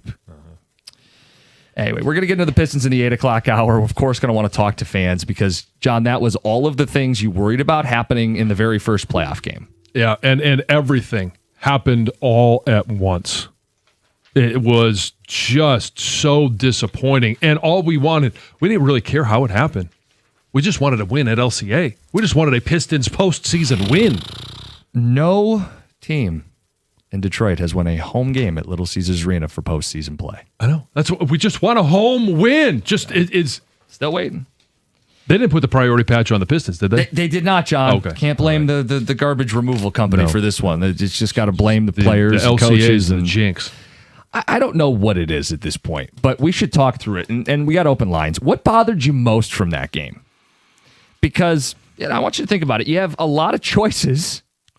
Yeah. You could fixate on the where's the Robin?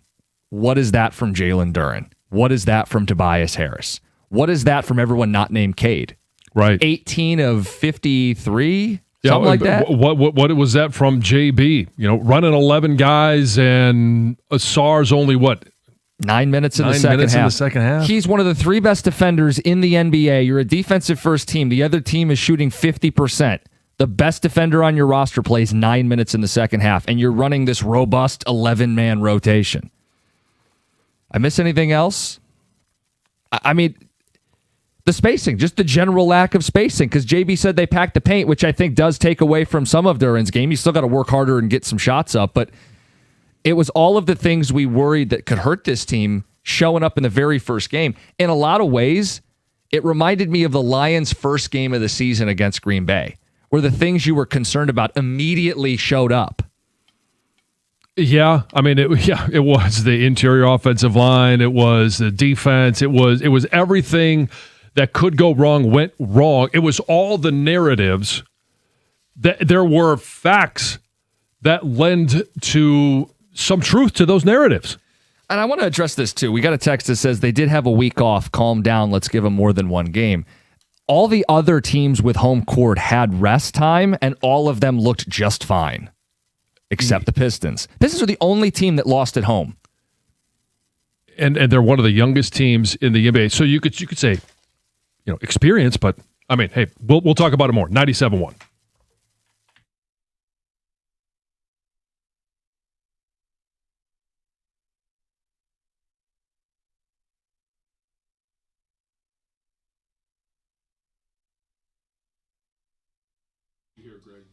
Brought to you by Hamilton Chevrolet. The Pistons ended the weekend on a sour note with their 112-101 Game 1 loss to the Orlando Magic last night. The Magic were led by Paolo Banchero with 23 points and 9 rebounds as all 5 starters scored at least 16 points last night.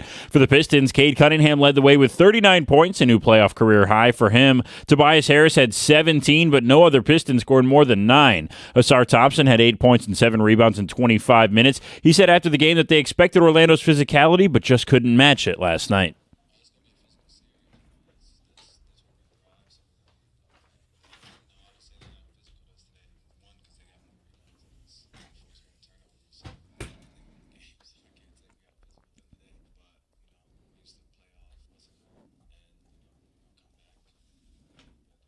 One seeds are 7-4 in the NBA playoffs since 1984 when dropping the series opener. Milwaukee was the last one seed to win a series after losing Game 1. They beat the Magic in 5 games back in 2020. Game 2 of the series tips off Wednesday at Little Caesars Arena. Pistons are currently favored by 9.5 points in that game. They were minus 600 to win the series outright, but are now just minus 210 after last night's loss.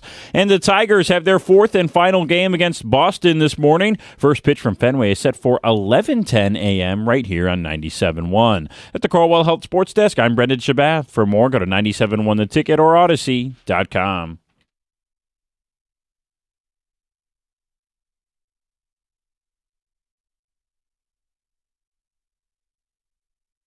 Pistons dropped Game 1 of their series with the Magic. They didn't lead for a single minute in the game. Slow start. Even when you thought they got their feet under them at halftime, jump to start the third quarter. Were the doubters right? Because they should be loud today. They should be pointing at their TV screen going, see? This team, when intensity jumps up, it's not enough. There's not a Robin. There's not spacing. JB's running 11-man rotations. He's banishing Asar to the bench. And just being a tough, hard-nosed defensive team, when the intensity ramps up in the playoffs, Orlando is shooting 50%. If you're a doubter, you're pointing going, see? Were the doubters right? Well, they were right for a night. I don't think this is going to be who this team is through the entirety of the series, because it wasn't who this team was through the entirety of the regular season. And you could say, well, hey, the intensity, the Magic, they're bringing more intensity than they did in the regular season. You can look across the NBA playoffs, and everyone's bringing more intensity. So everyone is now finally matching what the Pistons did. I don't know that the Pistons have another gear to hit, but I think they didn't even get it out of park yesterday. They're going to be in gear and be able to compete better with Orlando and better with a lot of teams in the postseason. That just simply wasn't the biggest thing that gave me pause yesterday. The biggest thing that as to why they lost that game to me is Jalen Duren. Going into the postseason, even throughout the course of the regular season, the one thing that we could rely on was Cade Cunningham. The other thing was Jalen Duren on both sides of the floor. Offensively, somewhere between 20 and 24 points. Where was that yesterday? 8 points in 33 minutes. Yeah. Defensively, he wasn't the rim protector. He wasn't the force in the middle. He wasn't what he needs to be. And when you're looking for somebody to complement Cade, and I know you want another shooter, behind the arc that could space the floor more, the constant should be what you were getting in the regular season. 30 points from Cade, 20 plus from Jalen, and then you find out, is it Tobias? Is it Duncan Robinson? Is it Dennis Jenkins? Is it Isaiah Stewart? Usher Thompson, Ron Howell? Like, who else is filling in after that? But there was no Jalen Duren yesterday. You say it's not who they are, but these are the things we had been watching all year. The lack of a Robin, that if teams pack the paint, do they have enough jump shooting? Like, these are season-long concerns. So as much as people want to say it's just one game, the Magic have won 3 of the 5 meetings against this team this season. And those issues have been season-long issues that can get them bounced, if not in this series, John, and I still think they'll win this series, very quickly thereafter. When you're the 1 seed and people are talking about why aren't we getting our respect, we're being disrespected, it's because of last night. Because outside of Cade Cunningham, who had damn near 40 points, who was their number 2? So Tobias, 5 of 15, 1 of 7. Hey, they're packing the paint. Yeah. Because Duren's a paint, he's tethered to the paint. He's not a shooter. So is your stretch big going to knock down a couple shots? Your playoff savvy vet that you had to keep because it was just so valuable? No. So, that's a season long. That's not something that we're just bringing up overnight. That's a season long discussion. And I do wonder, they didn't choose to max out Duren. They want to see what it looks like in the playoffs. If teams commit more bodies to the paint and make him work for it, and he only attempted 4 shots. What does that say about their chances of winning multiple games, multiple rounds? That's why I don't want to minimize it and say it's only one game, because I feel like we've been talking about these concerns. We have, but they've found ways to overcome, to mask, and for somebody else to step up. And yesterday, there just wasn't there was no masking. Mm-hmm. There was no cover up. There was no one else that stepped up to fill the void. Let's get to the phones. Let's get to Andrew, Farmington Hills. Good morning. Hey, good morning, guys. My biggest problem last night was the rotations down the stretch. Dennis Jenkins next to Cade the whole fourth quarter. It made no sense. You think you're going to put him out there for offensive impact, but he's not a secondary creator next to Cade. He has never been. It's never worked. So now you're benching Asar. You don't have that defensive impact. Yep. But then you have a guy like Karras who came in, hit a 3 right away, never saw the floor again. So you're putting in Dennis for an offensive impact, who's 1 for 7, but you're benching Karras right away, who made an impact right away.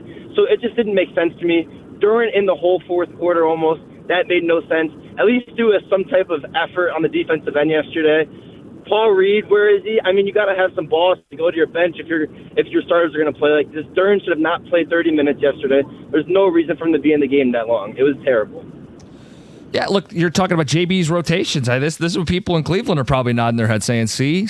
Even last year in the playoffs, people were critical of JB's rotations. Yeah, I mean, okay, let's go back to the narratives. It was no one to space the floor for Cade, no second shooter, no, quote unquote, Robin to Cade. It was JB in the postseason. That's why Cleveland moved on from him, because he got him to a certain point but couldn't get over all of these narratives. Yesterday, it gave it foundation. Text coming in says, goes to show regular season basketball is 100% meaningless. You can't, quote, try hard to win your way in the playoffs like you can in the regular season. I highly doubt that we win a playoff game. This team doesn't have what it takes, doesn't have the roster to do it. If I'm Cade, I'm going to management and saying, either get me another superstar, co-star, or trade me.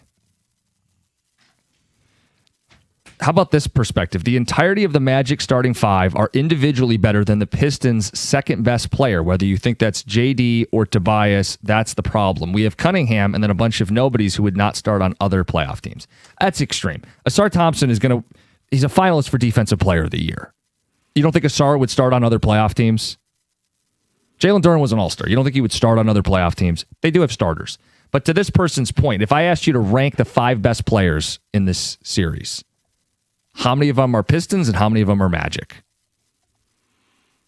Like, the best player in this series is Cade, but I would say number 2 is Paolo, and then Wagner's number 3.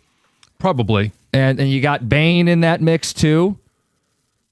My point is, like, yeah, but the Pistons got here by being a team. You're talking about this Orlando team, and you're talking about the individuals. There's a reason that they're the 8th seed. Some of that is injuries. Mm-hmm. But even if they were healthy throughout the course of the year, do you think that they would have been competing with the Pistons for the 1 seed? No. All right. So again, while they may not be a typical 8 seed, they're not a 2 or a 3. Right. And you did earn yourself the 1. Like, they played their A+ game last night, and the Pistons look like what, a C? C- game? Did they make them play a C- game by being tough at the rim?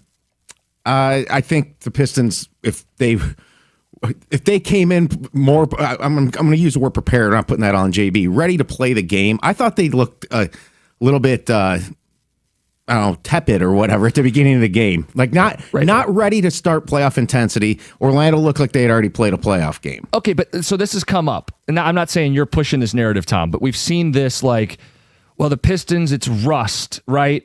And Orlando was revved up. They had just played. See, when we watch sports all year, we normally say a team that plays games on consecutive days is at a disadvantage. Yeah. See, back I'm not. to back. You're misreading. Yeah, I'm not yelling at you. I'm not saying it's the layoff. I'm Yeah. saying they weren't mentally prepared to play the game. And I think too. Look, Orlando shot 49%. They're normally a 44% shooting team. That makes that a super tight game last night down to the wire if they're normal. I thought Orlando threw in shots that won't go in the series. But I think the Pistons need to decide what they want to do. Are we going to be a defensive intensity team first? And that's going to affect the way you use your rotation. Yeah. The points will come somehow. Trust the process of the defense. Right? And that leads to Thompson's minutes. Well, they need to be higher. And that's maybe the biggest damning part of this game is I knew they didn't have a solidified number 2, Rob. And I knew they had some offensive space and concerns. And if teams packed the paint, it could get painful. The non-negotiable was supposed to be you put a lid on the other team. Right. The defense, to give up damn near 50% shooting. Like, that's the other thing. Points in the paint. They won that battle. Hey, Duren, I get it. You're not going to have a 20-point night. They're packing the paint. I better not see them eating at the rim. I better not see Orlando throwing down dunks and going downhill and finishing in traffic and finishing at the basket. That cannot happen. I think the Pistons defense should be better most games, should still win a series here. But the reason why I ask, like, do the doubters have a point is you're seeing the stuff that's going to get them eliminated. Well, Orlando just didn't have to work as hard as other teams have had to work to score. Mm-hmm. So I gave the reason why I think maybe last night that's Orlando's best punch, and the Pistons will not see that again this series. My alarm bell is Jenkins. I thought he looked out of his league last night, especially in the second half. Yeah, look, and they had him out there. The caller made the point. He was playing the final 5 minutes of the game. Yeah. There were some possessions. I think it was late third, early fourth with him. And I just thought he looked like a college player out there to me. Well, but there were a lot of times in that game where it felt like everybody was looking at Cade to win it for us and be the man and be an MVP type of player. And he scored 39. But you have to have other guys not waiting around for somebody else to do something. To the Piston crowd out there saying it's only one game, what's the response to Orlando beat you twice in the regular season too? That this isn't some fluke. It's not like Orlando's best day is all. They could play a B game and beat the Pistons. I beat the Pistons twice this season. I'm curious the level of concern. Obviously, you want to know what stuck out to you, what bothered you most. It's 97.1. Hey, if your furnace or AC isn't getting the job done, and maybe you used them both in the last couple of days, do what I did. Call the team at Mastercraft Heating, Cooling, Plumbing, and Electrical. Mastercraft has 24/7 emergency service, and they back their work with a 5-year warranty. Their early spring special, buy a new furnace or AC and get half off installation. Maybe you're tired of power outages. Maybe you lost some power last week. They've got generators in stock and ready to install right now. Financing also available. Schedule your free in-home estimate at mastercraftheating.com.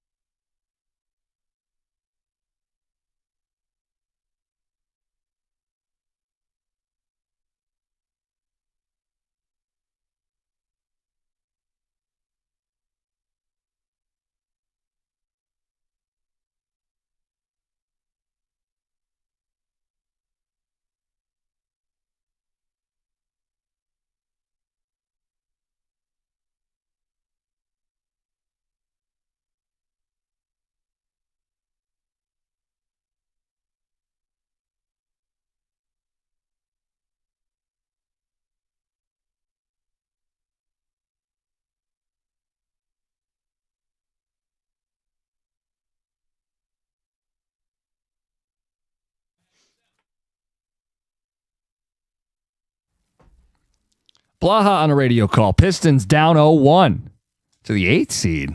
Play in Orlando Magic. Maybe a bit misleading in the sense that Wagner missed a bunch of time, and preseason they were actually expected to be better than the Pistons. Well, because they made the addition of Desmond Bane. Desmond Bane. They gave up all their first-round picks to do it. Having said all that, it's not an excuse for Detroit. And I want to make sure we're very clear about that. No excuse for that. You can't give up damn near 50% shooting when your calling card is defense. You can't give up too many easy buckets. We can squabble about no Robin. We can talk about floor spacing. These have been season-long gripes. The defense is the non-negotiable. Sar Thompson's got to play more than 9 minutes in the second half. JB can't be running this 11-man rotation and sitting the defensive player of the year runner-up or runner-up, one of the top 3. So I feel like all your fears are wrapped into one night. The doubters deserve to be loud today. Were they right? And what was your biggest issue? 248-539-9797. Let's get to Justin. You're on 97.1. How you doing, guys? Love listening to you in the morning. As a longtime Pistons fan, was just really concerned. It's one thing missing shots. I think the ability for them to penetrate into the lane, and really we got bullied. I think we got beat by the extra pass.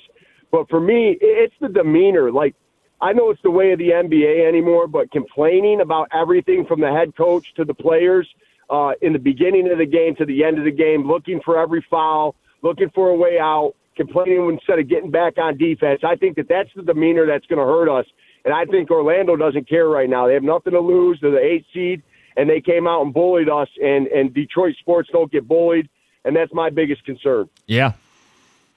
What do you want? What do you want to see from the response Wednesday night?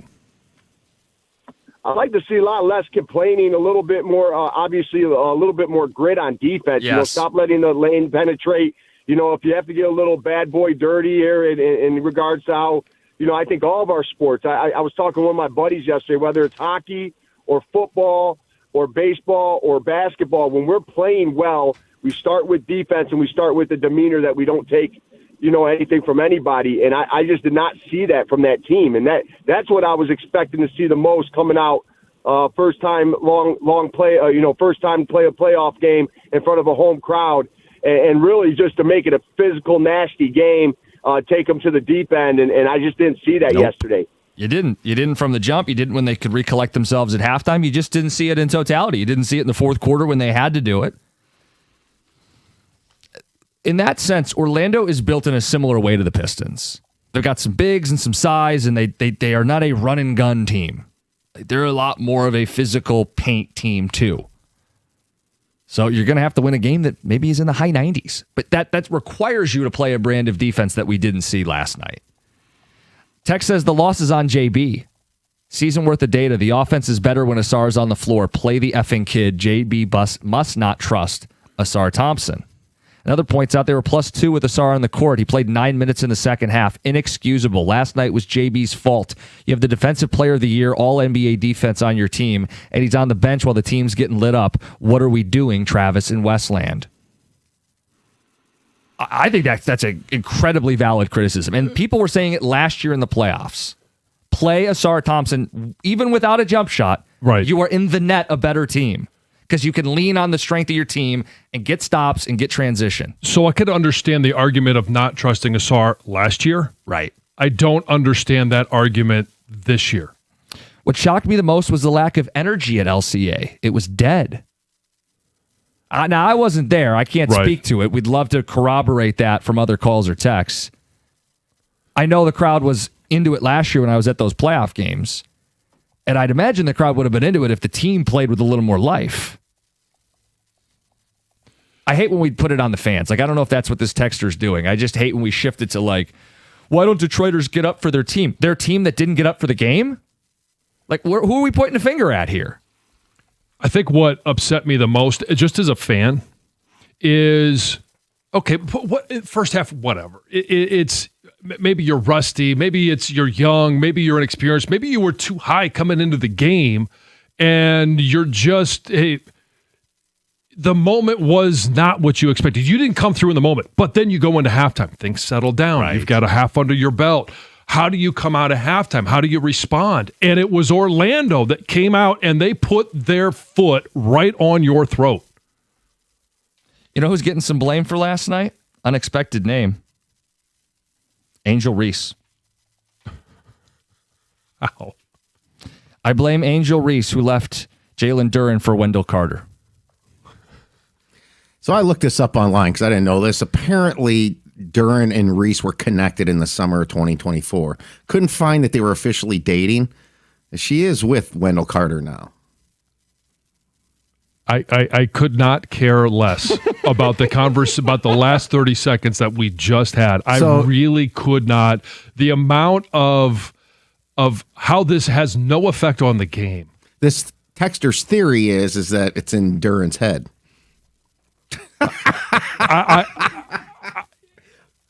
Greg, it's not me saying it's the texter, okay? I understand that. That blows my mind. Like, how is that a factor? Not that you brought it up, the texter brought it. Like, how is that a factor? People are looking for theories. That's the thing. So that may be the worst of them all. I've heard crazier theories that end up being true. We got calls on hold. We'll get to you guys. Let's get to Heather's news. Heather, what's going on? Good morning. Good morning. This news is brought to you by Gardner White. All right. So, if it feels like winter just won't let go this year, it was snowing over the weekend. Did you see that? Were there snowflakes over the weekend? I thought it was just some of the flowering pear trees where the... Oh, no. Not in Clarkston. There was... you're so far up north. You're right there by up north. Jesus. I am, not far. It wasn't like going to stick to the ground, but there was moments where I was like, kids, look out the window. Look at all the snow. Like, it was coming down for a minute. Huh. Anyway, schools across Michigan are dealing with the consequences of this winter we have had. So after, a season of record snowfall, severe weather, many districts have already burned through their allowed snow days. Sure, but there wasn't going to be a snow day. No, I know. But I'm just saying, not that they're expecting any more snow days, but like days off. It's not always a snow day. It could be an issue with the building. Maybe a power outage or a flood or those are all included burst pipe, in their snow days. So there is issues that could come up that would require a day off of school, I guess you could say. But now a lot of the districts, this is primarily in the northern part of the Lower Peninsula and also in the UP. They're asking the state for help because under the current law, schools typically get 6 of these snow days built into the calendar. But this year, that wasn't even close to enough. There's districts that have missed 10, 12, 14 or more days because of these storms, extreme cold, flooding, the dangerous road conditions, flooding, things like that. So what do they want from the state? Well, they want like a relief, an allowance. Yeah, like that we pass. Yes, you either need to make up the days at the end of the year, but also that's what I thought you do. You need to have a certain you have to have, I think it was said, at least 60% attendance for those days to be counted. And if you don't get that, then you're going to miss out on some of the school funding, the state funding that these schools receive. So it's really important. But that's what I thought you had to do. You just add nobody likes it, especially not the students. But if parents have trips planned for the summer and they pull their kids out because it's... Right. I'm just saying, I mean... There's a reason we want kids in school. Or of course. We want our education to be strong. And there's also a lot of districts that even though they're not in school, teachers are in communication. They're assigning homework because through the pandemic, a lot of people figured out how to do it online. Like, I think there should be some leeway. So the state legislatures have proposed a new bill. This bill's on the table. I don't know if it's going to go through, but it would allow schools to forgive an additional 4 days. And that would be enough for a lot of school districts to get the relief they need. Otherwise, they are going to add on days, but like I said, they need to have that attendance or those days don't actually count towards their state funding they get. So a lot of schools up north in the UP have had a lot of issues with this, more than right around here. Workaround I've heard some districts do is adding 20 minutes to the school day. Yes, I've heard that too. Yep. So there's some workarounds. Yep. After 2 decades of having only one location in Michigan, IKEA is expanding. So the company plans to open a pop-up location this summer at Great Lakes Crossing in Auburn Hills. And it goes together with the directions that come with the building. Sure. Yeah, the pop-up location. Yeah, Yeah, It will be a little different, they say, than the Canton location, which I've never been to. Oh, you haven't? No. Well, no, because it's not It's even in your region. I think if I really needed to go for like a whole room, like I've thought about it for like up north at the cottage, it would be perfect. Yeah. IKEA is like perfect for that, but I've never needed to go, but I've been curious. Anyway, they say it's going to be a little different than that location. They say customers will be able to work directly with staff to plan their home furnishings. The store will have more than 500 furnishings available to buy. It will also serve as a pickup location for orders placed online. Okay. Where is it? Great Lakes Crossing. I don't know Yeah. where in the mall it will be, but somewhere early this summer. Jahmyr Gibbs has added a new tattoo, and it's causing like a viral commotion. So the tattoo, which is a full back tattoo, includes a nod to his popular nickname, Sonic. Right. Have you seen this tattoo? Yeah, it looks awesome. Oh my gosh, it's sweet. So like I said, it's a full piece, right? It includes like there's a cross right in the center. There's images of him in football uniforms, and then you have Sonic the Hedgehog right at like the top by the neck, Yeah. and then Sonic's hands are holding the G and the S in the word Gibbs across the top of his back. Apparently, like. It's funny, the article said that the tattoo immediately shook up the internet with commenters sharing a wide range of opinions, but it doesn't share any of the opinions. Well, if you click on it, because we did pre-show, some people think it's ugly. Yeah. It's too much. Why does the football have a butt crack? Like, there's just all kinds of criticisms of it. I didn't look at it. Yeah, if somebody Like wants to do that. that to their body and they have the art was cool, and I'm not going to sit there and It was a well done critique tattoo. everything. Like the Yeah. artist did a great job. right. I wouldn't do it on my back. No. You wouldn't? No, not the Sonic and all that stuff. No, I Would you wouldn't do ever do a full back tattoo? No, That's too much. No. But if you want it, then it's not too sure. much. Right. Well, I mean, if my shoulders were wider than my extra tire, then sure. It's just not the way it is anymore. Your canvas is a little different than his. Yes. That's Heather with the news.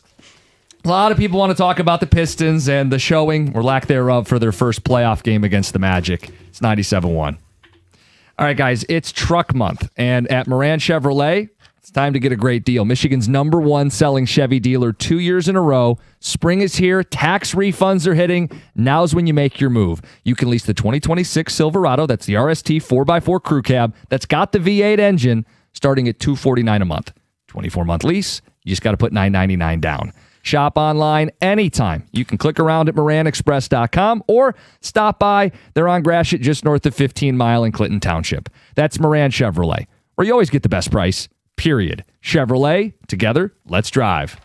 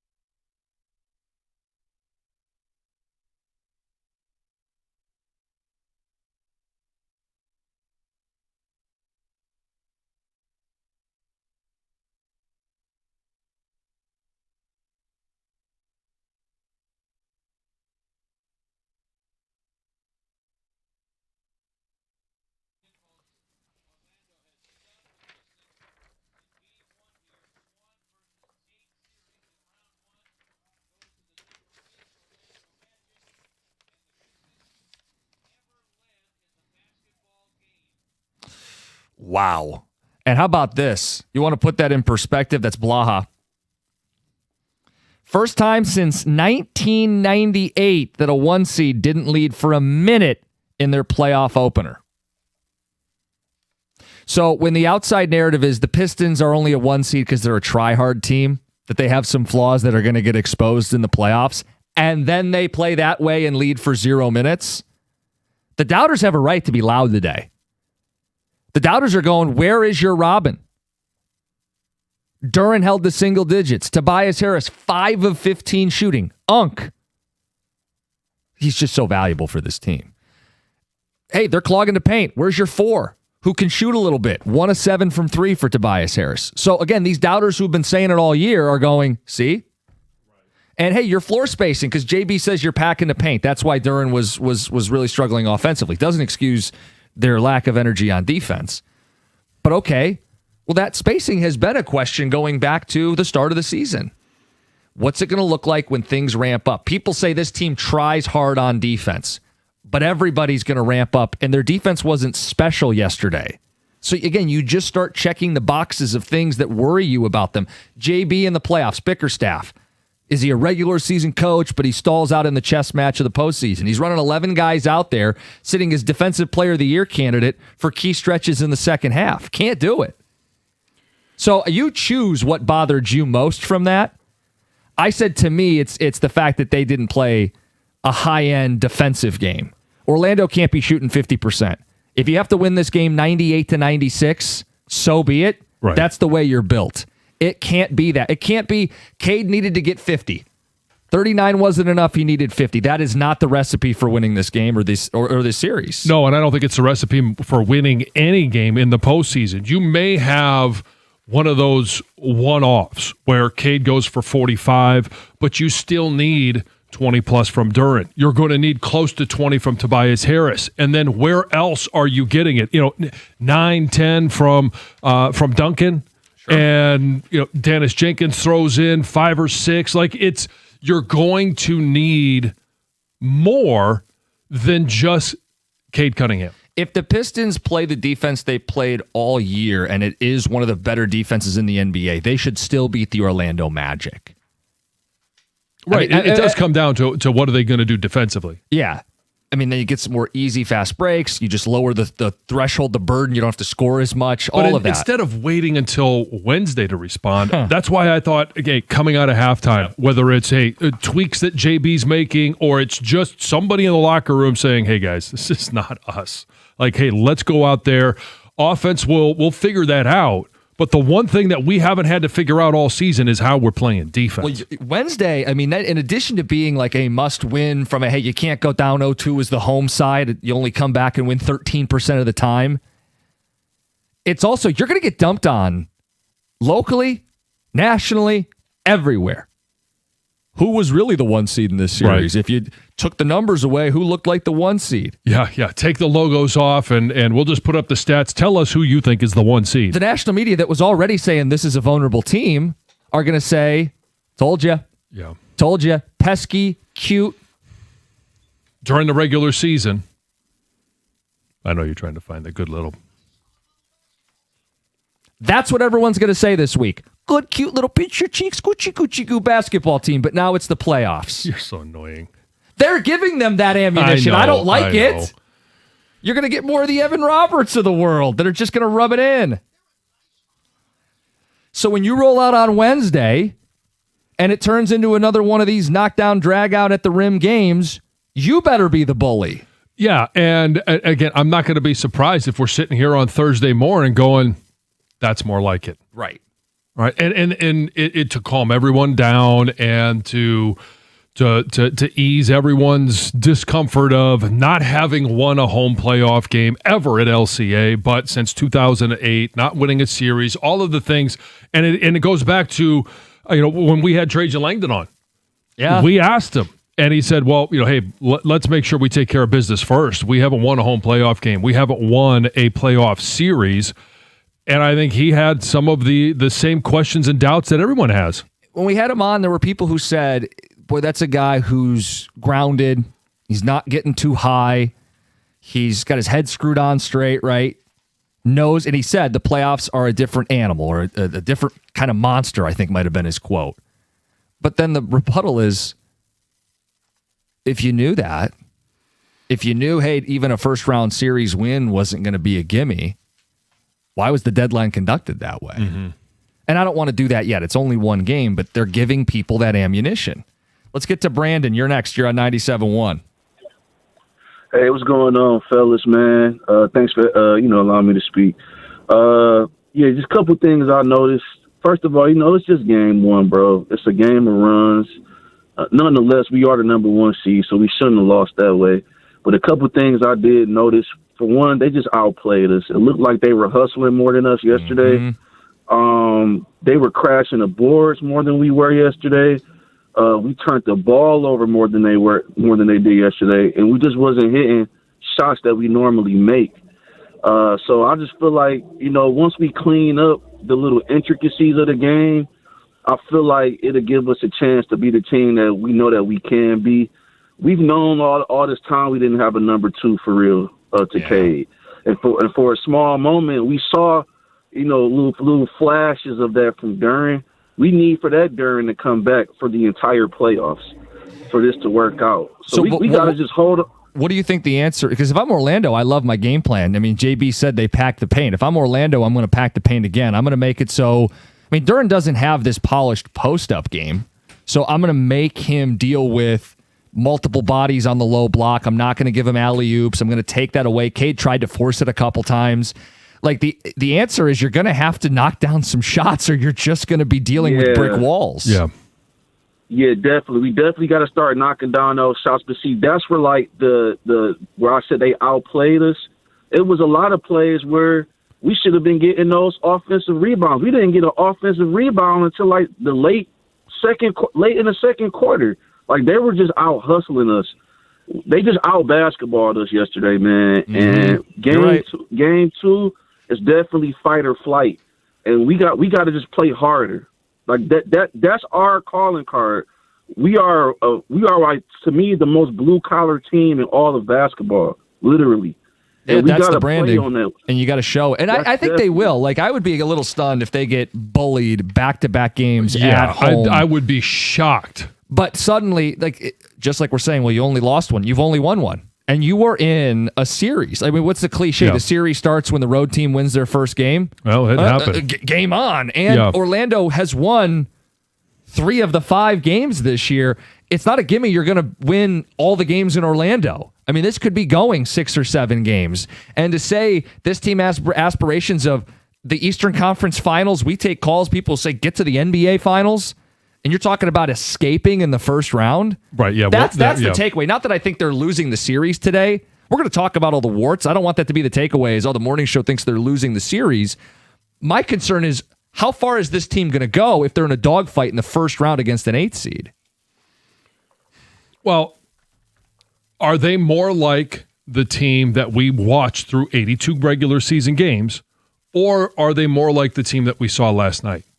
I'll lean on the fact that they put 60 wins together, and even some of the losses, they looked good, but it all was predicated on defense.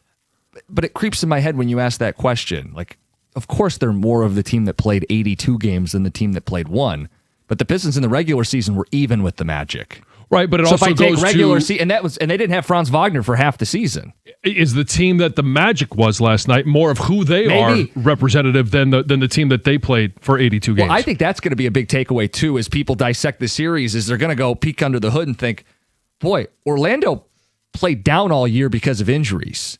If this is who they really are, that's an uh-oh. Yeah. That's not going to be a sweep here for Detroit, and probably not going to be 5 games. It's clearly not going to be a sweep, but I mean, can they win 4 in a row? Can they regain home court advantage?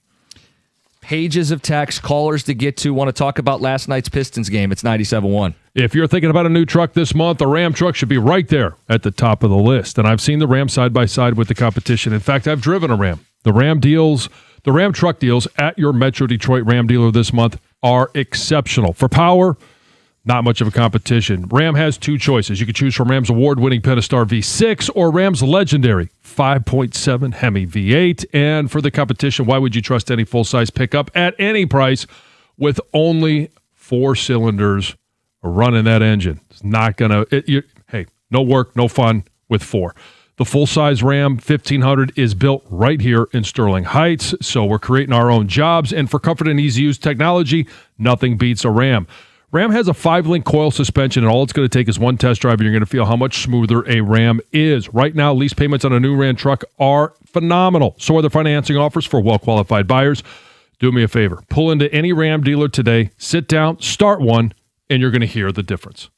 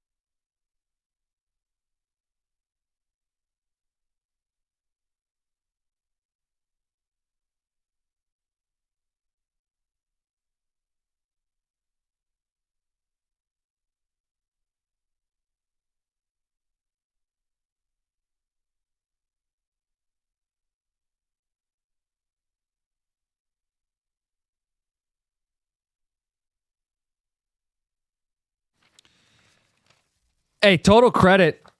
ESPN's asking a great Pistons question right now, and it might be the best way of kind of tying everything together as we get set for the final hour of the show. Pistons have been the hot discussion. Their question is, bad game or bad sign? Dropping the game to the Orlando Magic going down 1-0, is that a bad game or a bad sign? I think it's a bad game. I don't know that we can look back. We may be able to look back and say it's a bad sign, and everybody's going to see it differently. But I think it's a bad game because this, offensively, we know the challenges. Defensively, that's not the team that we saw through 82 games. It's just simply not. It's not Duren in the middle. It's Ausar Thompson with 9 minutes in the second half. Like, he is one of the top 3 defenders. Even when he was in there, he wasn't the Ausar Thompson that we've come to know and love. I say bad sign, and it reminds me a lot of the first game the Lions played this year against the Green Bay Packers, where we spent all offseason saying, I'm concerned about the interior of the O-line, and then it was an issue right away. I'm concerned about their ability to run the ball. It was an issue right away. I don't know if they can get to the quarterback. Like, all of the things we were worried about, immediately we were confronted with. Well, as soon as the Pistons play their first playoff game, can't space, don't have a number 2, trying hard on defense isn't a superpower in the playoffs. JB's rotations, like, John, it feels like a sign, kind of like the Lions' first game. These issues are going to be a problem. Maybe not in this series, but it's a sign for a team that has aspirations of making a deep run. This is a bad sign. Okay, well, but it's also a sign that we've identified and seen throughout the course of the season. And it's, okay, who's going to score opposite Cade? I don't know. Yeah. Uncle T? Yeah, it's... And when you don't have, when that guy is not Jalen Duren, or Tobias Harris doesn't step up when needed. And you're reminded that Dennis Jenkins was a G Leaguer to start the year. Right. And now he's playing there's that's a bad sign. I look to the regular season and say, okay, we saw these signs, and sure, this confirms it. But I also think that this is a team that, hey, they hang their hat on defense. We didn't see that yesterday. And there was never a course correction. Bad game or bad sign? I think it's a great way to decide kind of what camp you're in, but any and all takeaways are welcome. We got phone calls, we got texts. I want to read some of the best ones. It says, chill out. It's one game. Game 2 will look much better. You guys are the same folks freaking out 13 games into a baseball season. Try pumping up the team today instead of being immediate negative Nancy's. Yeah, why don't we have our pom-poms out today? Why don't we have the thunder sticks in the studio? We're letting this team down, John. I don't think that's the case. I'm sorry, I can't find the Smarm alarm since Greg moved my board around. I'll find it. No, it's that's okay, Greg. That's it's not your fault. I asked him to organize it. I just don't know where it is yet. Yeah. In the words of Dennis Green, they are who we thought they were. Last night was sad. We don't have a home playoff win at LCA. This is our best and only shot at an NBA championship, and this is how you come out in the first game of the series. A waste and a joke. Thanks for wasting all of our time. Gov, please read this. Please, please, please, please, please, please. The theory about Duren and Angel Reese is spot on, Aaron and Canton.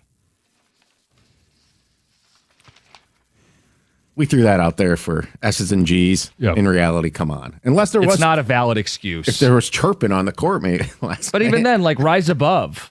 Exactly. Mental fortitude. Let's not forget about millionaires who can't shoot free throws, signed a frustrated Brian. Duren didn't show up to play. Carter and Suggs killed us when Boncaro cooled off. Duren better get going or this will be a first-round exit. Y'all need to chill. I understand there's concern, but remember, Orlando played 3 games last week while the Pistons were off. Yes, the Pistons look bad, but give them a chance to get back to the routine. Not time to panic. If they lose Wednesday, then I'll panic. Until then, not worried, Ryan and Flint. Let me ask you this. Duren's definitely getting the most heat today as a player, right? Yeah. Should Harris be getting equal heat? Yeah. He played 9 more minutes than he typically does during the season. Yeah, he shot 33% from the floor. Yeah. As minus a big, 15 with some open looks. Yeah, and a minus 15. Again, if the answer is doubling of the post, more bodies in the paint, your stretch 4, Tobias Harris, is supposed to make the other team pay. But he had the reputation of playoff Tobias. Stoney will tell you all about it when he was a Sixer. Yeah. I mean, this has become part of his reputation.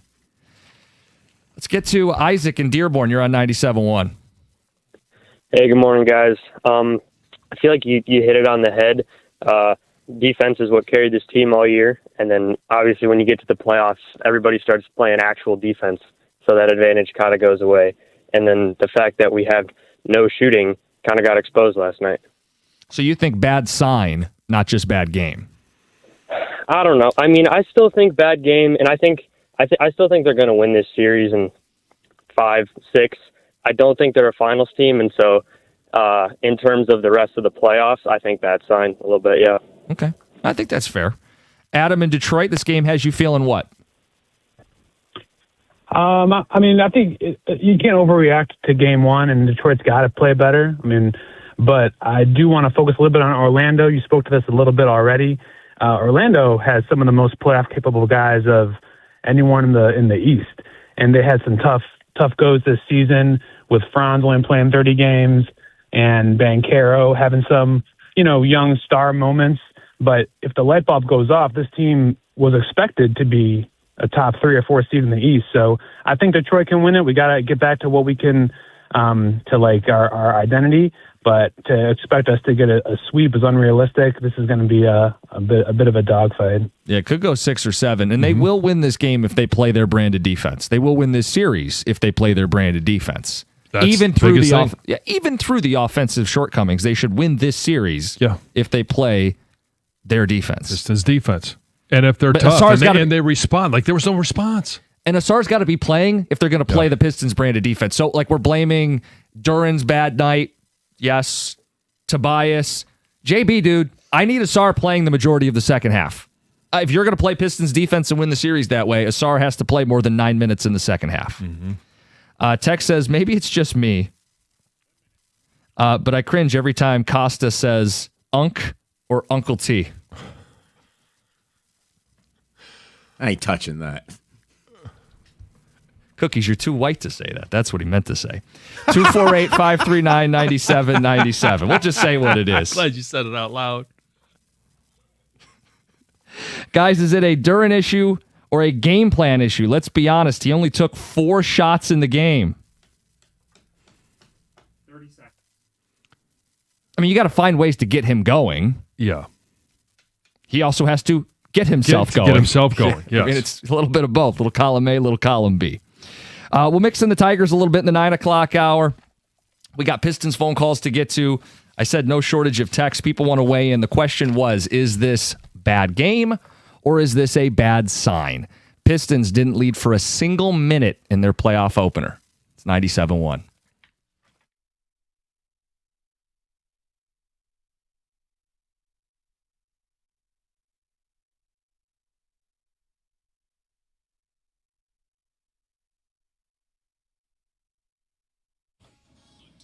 Brought to you by Mother Waddles. The Pistons dropped their first-round series opener 112-101 to the Magic last night. When looking at why, there are a number of interesting reasons. Detroit was out-rebounded by Orlando 45-39 and did not get a single double-digit score off the bench. Jalen Duren had his worst game since his rookie season with 33 minutes played, but only 8 points and 7 rebounds. He hasn't had less than 9 and 9 in over 30 minutes since his first year. There's an interesting stat, though, about Cade Cunningham, who had 39 points on 27 shots. That's a new playoff career high for Cade, but this season, the Pistons are only 12-10 when Cunningham attempts more than 20 shots in a game. That accounts for over 43% of their losses this year. J.B. Bickerstaff said Cade needs more help moving forward.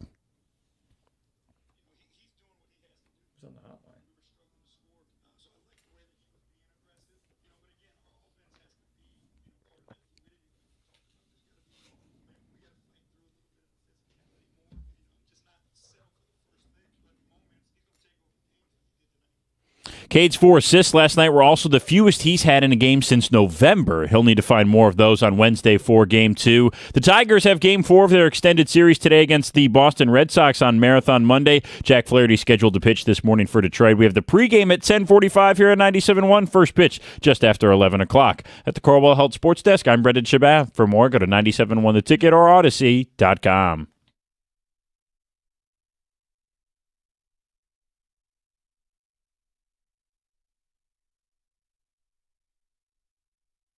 Text pouring in. We were out coached and rusty, but we will blow them out Wednesday. Steve in Bloomfield Hills. Next game is about setting the tone. Boncaro or Wagner need to be drilled on a drive early, show their paint presence. Nothing easy. Not happening again.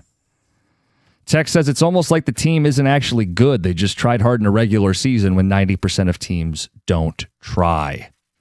Let's get to the phones. Todd in Detroit, you're on 97. Oh. Todd goes back on hold. Let's go to Joe in Madison Heights. Joe, good morning.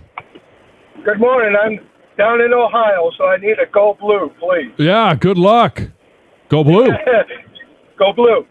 I think it was a little bit disjointed last night. It sure looks like they're trying to learn to play with Cade again, doesn't it to you guys? They're just they confided too much in Cade. There's not enough ball movement. Too many turnovers, too. He had 3 turnovers. Oh, not him so much, but I'm just saying the team as a general had 3 turnovers. But yeah, I think they're going to be okay, but it's going to go 6 or 7. So yeah, and I don't think people were ready for that. If we would have asked that, I don't know if you didn't know who they were playing on Friday's show, but if you would have asked people Sunday morning series predictions, I bet you would have got a lot of Pistons in 5. And now you're going 6 and well, 5 is still on the table. No, but do you think that's what most people are going to tell us? They're going to rattle off 4 in a row? I think that's what a lot of people that want to overlook some of the deficiencies will say. Yeah. And I still think that they win the series. Me too. But I don't know that they just rattle off 4 in a row. Tech said, I told everyone Trajan drafting Holland or Asar over Klingon was a fireable offense. JB's responsible when the team hasn't played in a week. JB is a joke. Well, Trajan didn't draft Asar. No. But I'm not complaining about that pick. No, he's top 3 defender in the league. Yeah, he's going to be all NBA defense. Again, I'm willing to make the trade-off. If we're not going to shoot well, at least we're going to defend well. And he is part of that backbone, the identity of who this team has been and is supposed to be. What do you make of the week? We've had a few of these texts. We didn't play for a week, and Orlando has been revving up and playing meaningful games. How much stock in that?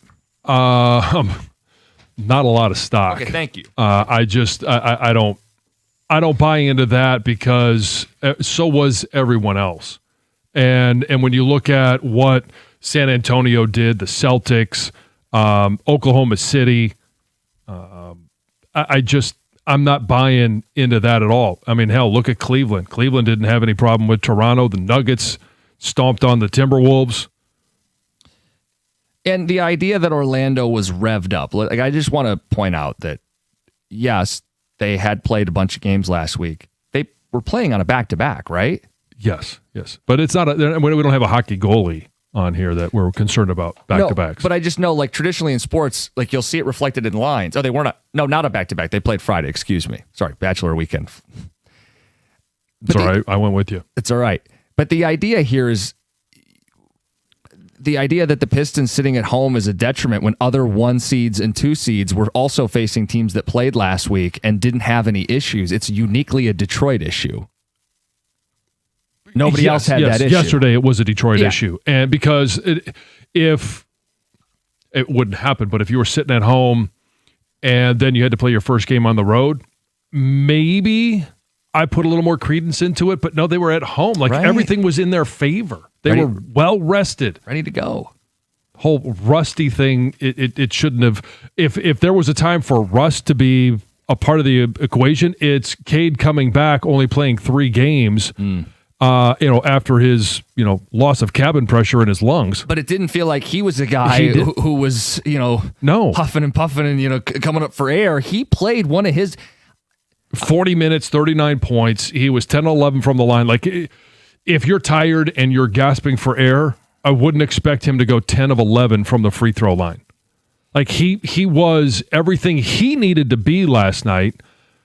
It's just that there was no one else there. It was like they were all standing around waiting for Cade to take the game over. Because you've noticed they've played differently with and without Cade. Well, during the regular season, yeah, they played differently without Cade and we asked JB about it on Friday. Like, other guys stepped up and they were forced to actually do something. and we thought, hey, maybe it's a blessing in disguise. Well, none of those blessings came true last night. We're going to try Todd again. We might be putting on hold. Todd? Yes, I'm here. Hey, how you doing, Todd? Good, good. How are you, sir? All right. Good. I was at the game last night, man, and I thought that was a subpar performance by everyone except for Cade Cunningham. Every time the Pistons come within 2 points, Orlando would take back off, go up by 7, go up by 9, go up by 11. You know, it was all Orlando all night. Detroit acted like they hung out last night, the night before the game. It looked like they didn't get their proper rest. It looked like they wasn't prepared. J.B. Bickerstaff, he needs to take some blame as well. You number one in the East, and you come out and you lay an egg the first game. The playoff is a different animal. Yeah. No, Trajan told us that. We had him on. I mean, it absolutely is a completely different animal. Yeah, and Orlando, they came ready. Orlando played like they was at home and not away. In terms of, like, not being intimidated. Well, they just took it over. Yeah. They wasn't intimidated not one bit. No. Mo Wagner looked like a superstar. Yeah, he was very good. Franz? Yeah, Franz. I knew what he meant. Yeah. So Cade had 39. That is now a playoff career high. It's more than he had in any playoff game a year ago. And you had a comment early in the show. You pointed out, like, I don't want him to get... No, I think if he is scoring more than 35 points, it is not a game that goes into overtime. You're relying too much on him, and there's not enough from the supporting cast. There's not enough. There clearly wasn't enough from Jalen Duren last night. There's no question about it on either side of the floor. Tobias Harris was 17. If that is in conjunction with a 20-plus point performance by Jalen Duren, or you get more out of, I mean, Duncan Robinson was 9. I don't know. What are you going to get from him? He made half 13, his threes. 14. Yeah. But Isaiah Stewart, 3. Right. Like, that's where, and then you go to the offensive rebounds. Like, that's where Jalen Duren, if they're packing the paint and they're taking Jalen Duren's best away from him, he should at least be getting second chance points. And he had 1 offensive rebound. So we mentioned that they played this 11-man rotation. They used 6 guys off the bench. Do you know how many total bench points the Pistons had in this game? 12, 14, 20. 20. Quick math. Look at you. Look at math this guy. on air. I'm starting to make some progress. But if I told you, hey, we're using our bench more than them, you would think the Pistons would have had a bunch of contributors off of that bench who would have poured in points. None of them were in double figures. It's 3 from this guy, 3 from this guy, 2 from one other, like 20 total. So how much did Orlando get 20. from their bench? Yeah. I was just going to... Yeah. I wanted him to do math on air. Yeah, I was going to... But the difference is they weren't playing as many bench guys. So if the benches are... You're playing your bench more and the benches are equal, you're going to lose. That's an edge to the other guys. Like, they leaned... All their starters played 30-plus minutes. They all scored double figures. And that's not going to hurt them early in the series because it's of the spacing of the series. Yeah, don't play till Wednesday. Now, if you get this thing 2-2 and they're playing every other night, how the series schedule goes, that could hurt the Magic. Right. Sure. But are we playing for a series to go 7 games, or are we playing to close this out as quickly as possible? Ideally 5. We're going to mix in some Tiger talk in the 9 o'clock hour, plus a blockbuster trade that impacts the NFL draft. By the way, draft week is this week. We'll get to all of it. Can we at least talk a little bit about the weirdness of the Lions Twitter account right now? So I noticed this too. I don't know what to make of it. Lay this out for people. So they just posted at 8:05 this morning, so about an hour and 5 minutes ago. Live your life with no regret because tomorrow is not promised. What does it mean? It's just weird coming from a team's Twitter account. Like, yeah, what? It's very ominous. Week of the draft, no regrets. What could it mean? Or is there a trade coming? So I started wondering these same things. If you look at the Lions' Twitter account, I think the players are taking turns posting. Yeah, Evan just came in. It's a player thing. Yeah, Christian Izzian here just wanted to check in. What's up? What up, Doe? # Lions Pride. And then the next tweet is, live your life with no regret because tomorrow's not promised. Another day, another victory for the OGs. Good morning, Lions. Let's work. That was all within like a short amount of time. I don't know what the context is. That is just a player tweeting, and that's the modern translation of a Bible verse from the book of Matthew. Okay. So we're not making a blockbuster trade. That's a player just saying this, making his comment on the feed for the day. Okay. There are players taking turns posting. It's just weird. You were hoping it was something juicier. I don't know. It's just weird coming from a team's Twitter account. It's not coming from the team's Twitter. Well, it's the it player. is coming from the team's Twitter account. It literally it is, but it's not the team posting this. This is the player. This is what he chose to tweet, to share a modern translation of a Bible verse. Okay. I don't find that weird. There's plenty of Christians on the team. Oh, I don't think it's... Oh, Tom, that's not what anybody's saying. Well, you guys are saying it's weird. It's weird with no context. You're scrolling your feed and you see in relation to nothing. It's not with a story or a quote tweet or a reply to something. It's just by itself is what made it odd. Ominous if you thought it was coming from the team page. Yeah. We didn't have the background. Yeah, well, before we the saw comments, nobody seems to have the background of the comments either, and they're epic. What are the comments saying? Well, some of them I can't read. Oh. It's What do you mean? A lot of them are you okay? Yeah. Lions. Oh, God. Yeah. Who died? Who died is one of them. Are you okay? For 60 years, no. Right, yeah. Obviously not something they live by. I'm paraphrasing one of them here. I can't find it off the top of my head because you haven't won a Super Bowl.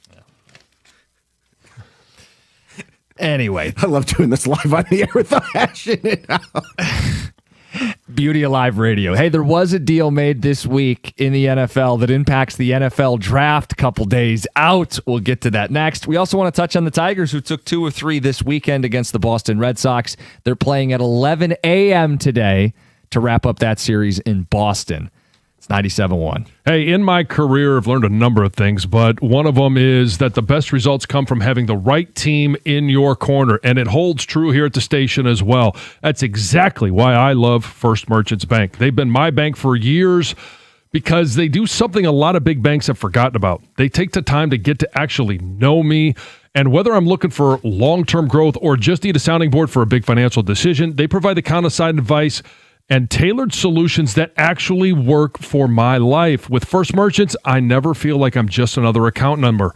I know I'm in control, and they give me the tools and the confidence to know I'm making the right choices for myself and for my family's future. It's about peace of mind, knowing your bank is as invested in your success as you are.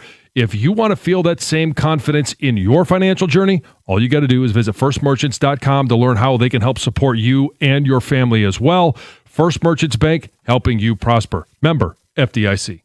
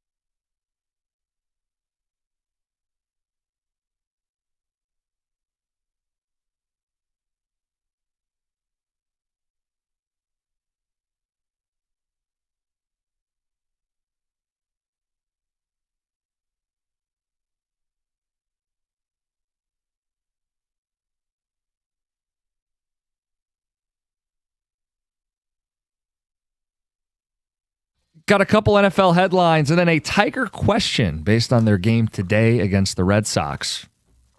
Something just passed across the desk, and I think there's an interesting conversation to have. Mm-hmm. NFL headlines. One, you had a big trade over the weekend. Yeah. Number 10 picks on the move. Dexter Lawrence going to the Bengals. Obviously, Bengals need an upgrade defensively. No more Trey Hendrickson, and they've got to find a way to, one, stop the run and put pressure on opposing quarterbacks. Now, I don't know. I'm not an expert on their roster. I'm not going to sit there and tell you, they could try and figure out how to apply pressure from the edge without Trey Hendrickson, but Dexter Lawrence will be a good addition for them. He obviously didn't. They weren't going to pay him in New York because he wanted a new contract. Mm-hmm. Now they have the ability, and we all know that they're really good at dealing with contracts, to find a way to pay him, keep him happy. But how about the New York Giants? What did they get, the number 5 pick and the number 10 pick? Yeah, I love it for them. They're resetting, young quarterback, 2 top 10 picks. Just as long as they don't take our guy. Oh, Freeling? Yeah. I saw Mel's latest mock has him taking Maui Noah. Okay, because they've got a left tackle already. Andrew Thomas. Uh-huh. And you put him on the right side. They got a couple of good tackles. I wonder if they take him at 5 or 10. They had him at 10, and they had Caleb Downs at 5. I would being like Kyle anticipate, Hamilton of a Harbaugh defense type of deal. It's more likely he's the one that's available at 10, depending on what Cleveland's going to do. Mm-hmm. There's been a lot of mocks that have Cleveland going with an offensive lineman. That's kind of where the first tackle could go off the board is Cleveland at 6. I get this move for the Giants. It does feel like the Bengals overpaid. Oh, I don't think there's any doubt that they overpaid. And it's a question of why wouldn't you just pay Trey Hendrickson and keep the 10th pick? I know inside versus interior. Or take a defensive tackle at 10 if that's what you want to do. Right. Like that's where I just don't understand what Cincy's doing. What Cincy's doing. Yeah, well, Bengals fans for years. I don't know what Cincinnati Bengals. But they're trading for a guy that wants a new contract, yet they don't renegotiate their own contracts. They have contract issues themselves. Right. Especially on the defensive line. And I'm not saying Lawrence is a bad player, but his best days are behind him. Yeah.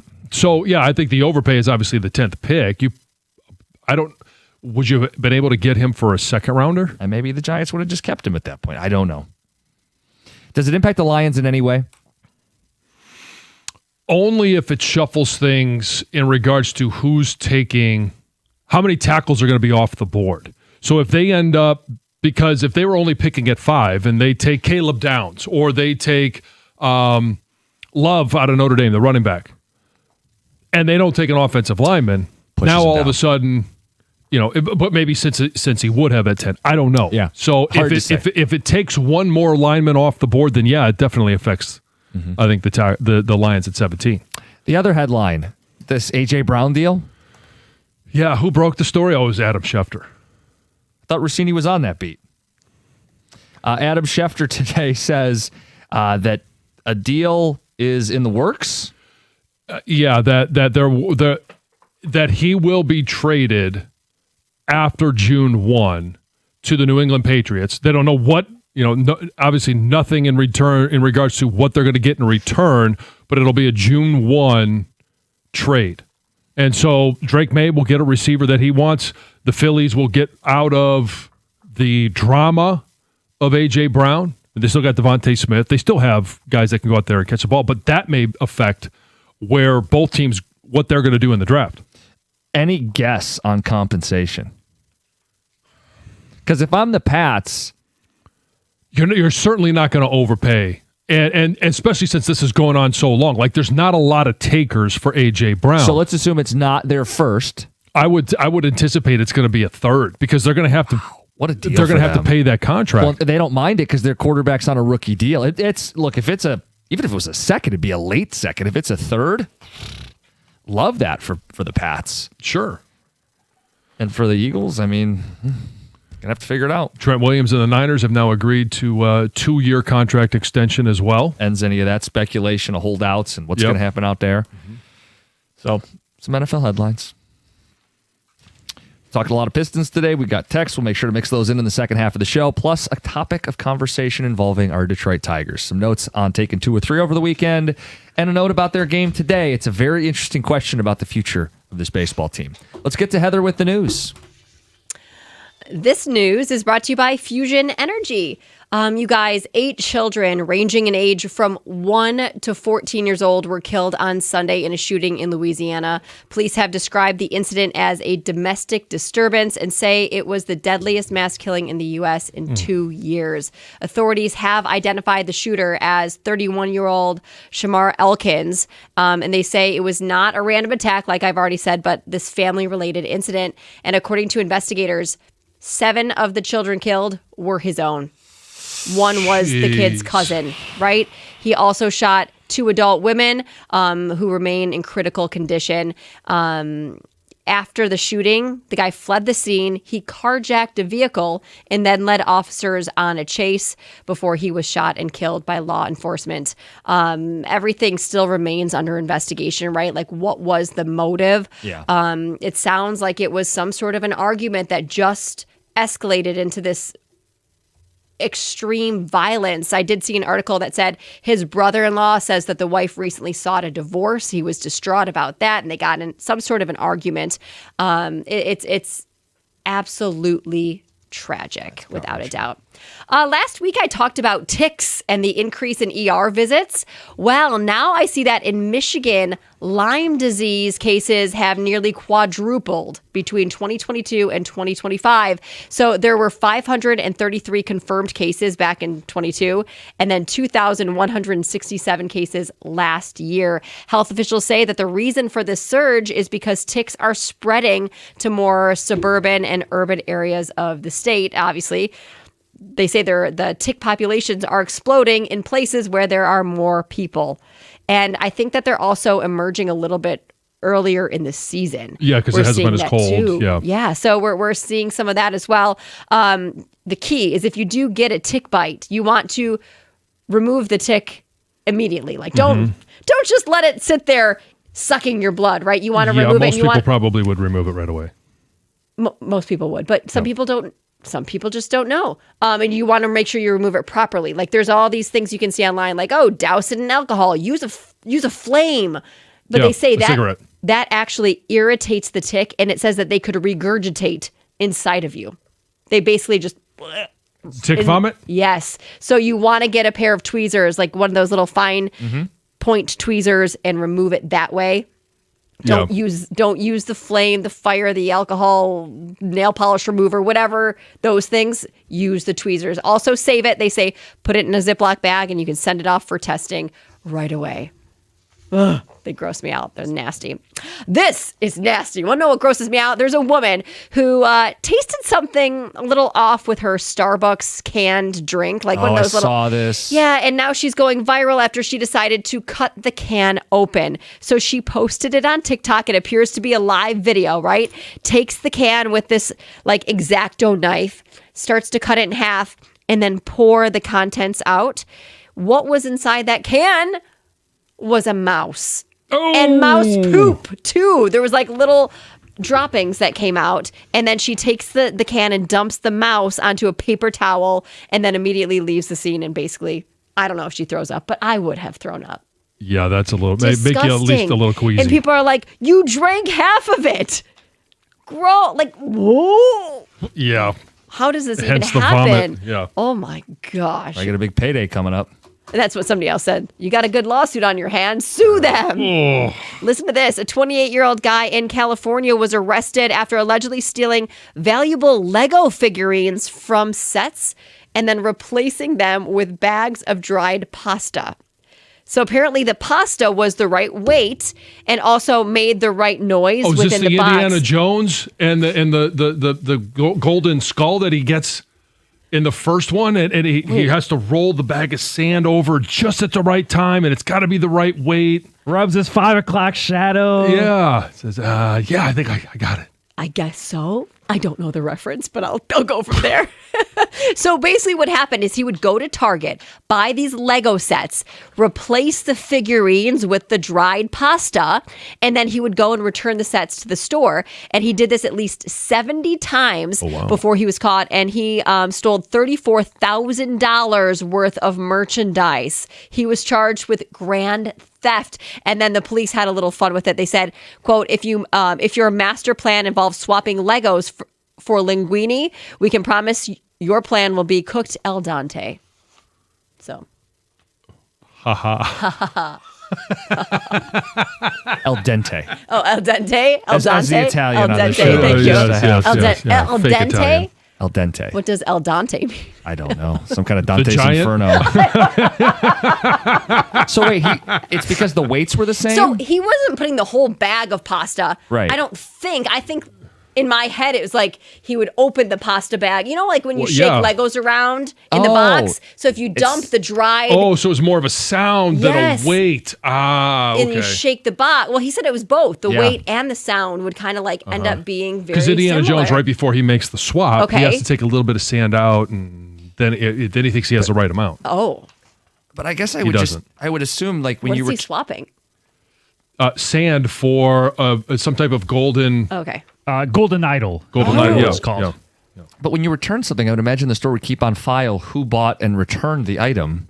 Unless you did it with How cash. is he sealing the boxes back up? You know, because clearly he's opening them. Well, the answer Well, is he didn't what do a he good should have job. done, what he should have done, and I can't believe we haven't brought this up right now, is he should have consulted Jim Costa because he's a master of swapping. Yep. It's Heather with the news. So glad to be back. And pasta, apparently. And pasta. El dente. El dente. Perfect crime. 97.1.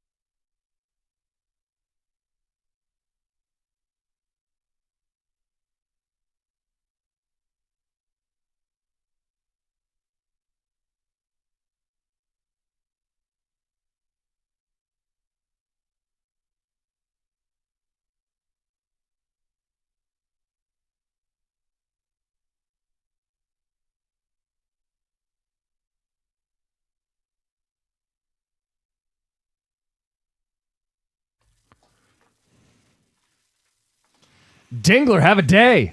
Yeah, have a season. Yeah, no kidding. He's in today's lineup. He'll be the DH. Reminder, Tigers are playing an early one today. 11:10 first pitch in Boston. Dingler's the DH. Jake Rogers will catch. Okay. The takeaway is Colt Keats playing first. Oh, so we got a bat at first. Yeah, Torque was 0 for the weekend. Did draw a walk, but 0 for. Updated numbers for Spencer Torkelson on the season, batting 182 with a 561 OPS.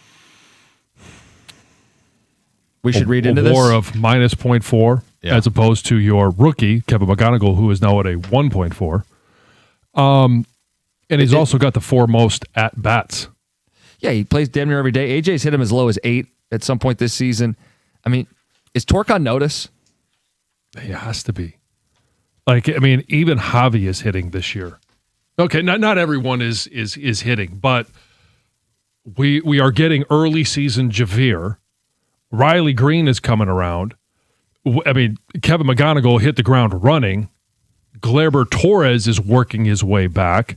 He's showed some bright spots, and at least he's drawing some walks here and there. He's got 15 of them. Dingler, Colt Keith, Javier. I mean, Kerry Carpenter. Yeah. While he's not lighting it on fire, at least he goes yard when he makes contact. So, a little behind the scenes here. I put in my prep last night or yesterday when I sent it to you guys. Are we having a Spencer Torkelson problem? And we thought, we could wait a day or two. Let's focus on the Pistons today. But the lineup card comes out, and you see Keith moving over there. Yeah, and we talked about this for the show, and we were speculating, would it be Keith? It was about this time, maybe this is a week sooner than 2024, when AJ kind of publicly said something about Torque, and then it wasn't long after that they sent him down. I was kind of feeling after this weekend that clock is ticking because he's got 81 plate appearances now, and usually you go by maybe 100 at bats or plate appearances before you really make a strong judgment on somebody, because that's almost 20% of the season if you're an everyday player, roughly. That, the clock's ticking here big time, and that I don't think he's going to wait as long for Torkelson to bring them down like they did. The roster's deeper now. A question after I make this statement. Spencer Torkelson, you mentioned OPS, 561. Mm-hmm. There's only 3 players right now that have worse OPS on the team, and I'm sure you could guess them, but I won't go through that process. Yeah. But Jake Rogers, Wensiel Perez, who's only been here for a week, and Hao Yu Lee, who's been here less than a week. Right, rookie. 2 games. Yeah. And so, that's where he is right now. The question I want to ask, though, is if you send Torque down to Toledo to find his mojo, who do you bring up? There needs to be somebody that you can bring up. Yeah, but what you just referenced there were bench players that have worse OPSs. He becomes a bench player on this team. Okay. That's where this is trending. Well, think about it. If Keith plays, you're going to play Keith against righties, and the most pitchers are righties. Well, if Keith plays first, it allows you to squeeze in McKinstry or McGonigal plays third and Javi's at short. It's a way to get more of your best bats in the lineup. You could see some Vierling at third, although, like you'd said before the show, he hasn't played any infield this season yet, but he has played third base before. Yeah, did I see yesterday one of the beat writers saying that Vierling was taking some grounders at second base just to have some flexibility? I don't know. I think something's being considered here. Look, maybe they give him a couple days off and he comes back and he finds his rhythm, but you can't stomach that from an everyday player. Javi stopped playing as much when this was happening to him a couple years ago. They're not going to tolerate it much longer. I mean, he's not providing what he's. If you have a 200 batting average, but you're at least getting a home run once in a while and drawing walks. Yeah, you can deal with that. But he's doing nothing extra base wise either. That's why the OPS is so horrible. Right. Yeah, he's got 3 doubles, and that's basically it. Yeah, Chris McCoskey, Vierling taking ground balls at second base. Interesting, preparing for every eventuality. That was sent 2 days ago on April 18th. So I don't know, maybe they're going to get him some more work on the infield, and it reshuffles things. And is an eventuality that Spencer Torkelson's not an everyday player. Well, again, as a right-handed bat, then he'd only hit lefties? Yeah, but aren't you going to put Jahmai Jones in that? At least they would think that. Right. Just seems like. Well, think about what their lineup looks like against lefties then. It's like that's the only time Torque plays, the only time Jahmai Jones plays. No Keith, no Carp. An unexpected potential problem. And then you got to weigh, does his negative bat influence you more than maybe the impact that this could have over at third base if Keith isn't over there? Mm-hmm. How does this affect the rest of the defense? Right. It's kind of like a rotating circle around the diamond almost. I would just say it puts him on notice. Like, he is walking. The problem is it's the only thing he's doing. And I think they're showing, like, we're not going to mess around. Like, this doesn't mean he's getting sent down tomorrow, but it's like, hey, dude, like, buck up here. Put up or shut up. We'll play other dudes. Yeah, I don't think it's not a surprise at all that he's not in the lineup. It'll be interesting to see how long he's not in the lineup, or because I haven't looked at future pitching matchups to see who's going to be, righty, lefty, or what they're doing. But if you're platooning your first baseman and you're playing for his defensive prowess, like, that's not the MO of a first baseman. Tech says, all Cookies ever does is cry and complain. Torque is hitting 188, but has an on-base of 370. No, he doesn't. And we're not even a month in yet. He brings too much negative Nancy to the morning show. Well, I'm prone to glasses half full. You're, I think, prone to glasses half empty. But in this one, like, okay, hit the refresh button. Those numbers are probably before the weekend. His on-base percentage right now is straight threes. Yeah, 3 across the board. And how about a first baseman slugging 227? Right. It's unheard of in Major League Baseball. Again, I can get the pom-poms out and pretend everything's going great with him. I don't think that's honest radio. No, but I mean, there are other really good things about the rest of this team. Dylan Dingler, yeah, his OPS is 983. Yeah, we let off with a Dingler highlight. The dude was great. And they took 2 of 3. And the only loss they had was an extra innings deal. Right. And Carp's got the 24 strikeouts, mm-hmm. but he's got 4 home runs. I don't know. Maybe you put Carp at first. Well, that's exactly what they were trying to be patient with Torque, to start having a Carpenter-like production where, and Carpenter's strikeouts have slowed down. It's not still good. Yeah. But I don't know. We got a couple texts in here that Torque is out of options. I was trying to look that up, verify that. Well, then it's just going to be about number of at-bats. You're just going to get fewer of them. Yeah, 100%. You're going to get fewer of them. If you're a hole in the lineup, then again, if he was an outstanding shortstop or he was Parker Meadows in center field, you can accept a deficiency on the offensive side of things. At first base, no. You need your first baseman to provide power or some type of offense. 248-539-9797, right on cue. We got to wait till Sparky's 40 game before we panic on Torque.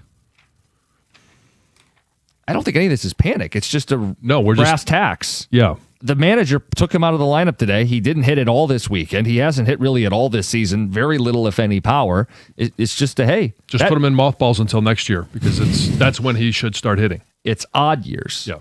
Interesting. 97.1. Hey, when you leave the house, whether it's for work or a vacation or to catch a game, you shouldn't be worrying if someone is trying to break in. Guardian Alarm protects your home from break-ins, fires, and emergencies with smart cameras and real professionals monitoring 24/7.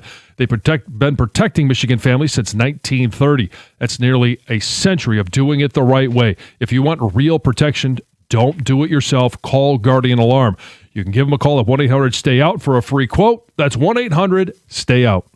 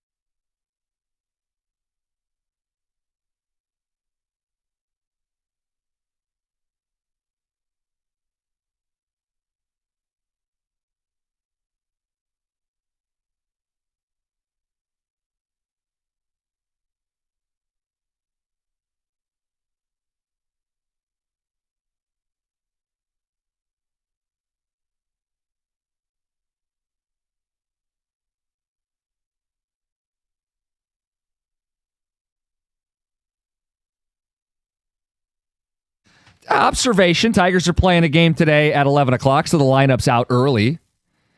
And Colt Keith, batting third, no surprise there. Playing first, no torque. Mm-hmm.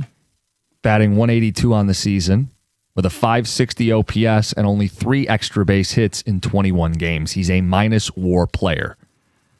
AJ's hit him as low as 8th already this season. I just think this is a reality of, hey, we need production out of first base. Yeah. Hey, why don't you go spend a little bit more time in the cages? Sure.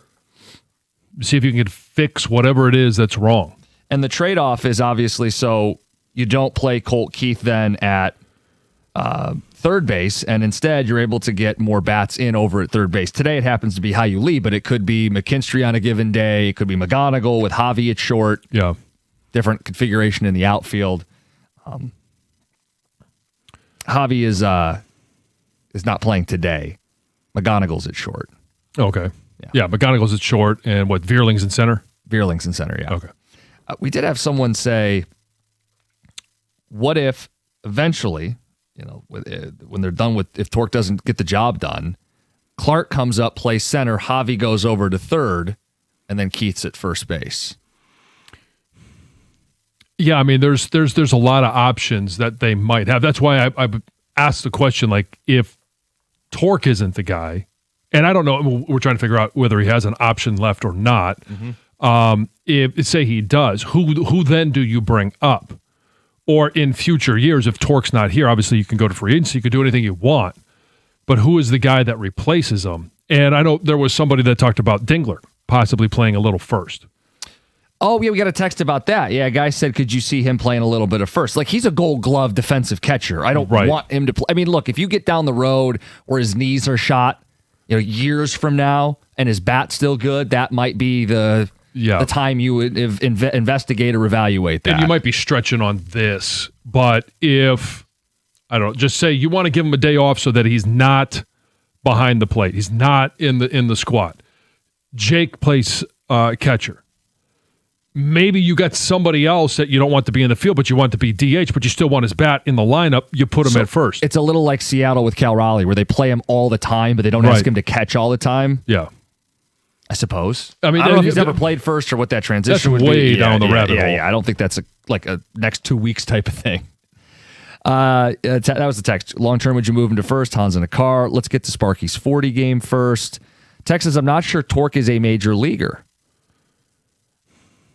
What do you guys think the reason is behind this? Like, that he had that good season in 23, completely flopped in 24, comes back when he was maybe not going to make the roster, and then this is happening. It's like, it's weird. It is, and I mean, you could go through the mental gymnastics of, okay, good in 23, and maybe he takes his foot off the gas in the offseason, comes back and is bad in 24.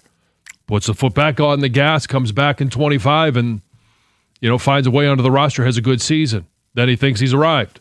I don't know. I mean, it's when you have a season like 24, I don't know how you would ever take your foot off the gas. Yeah, I don't have an explanation. Stefan, you're next year on 97.1. Hi.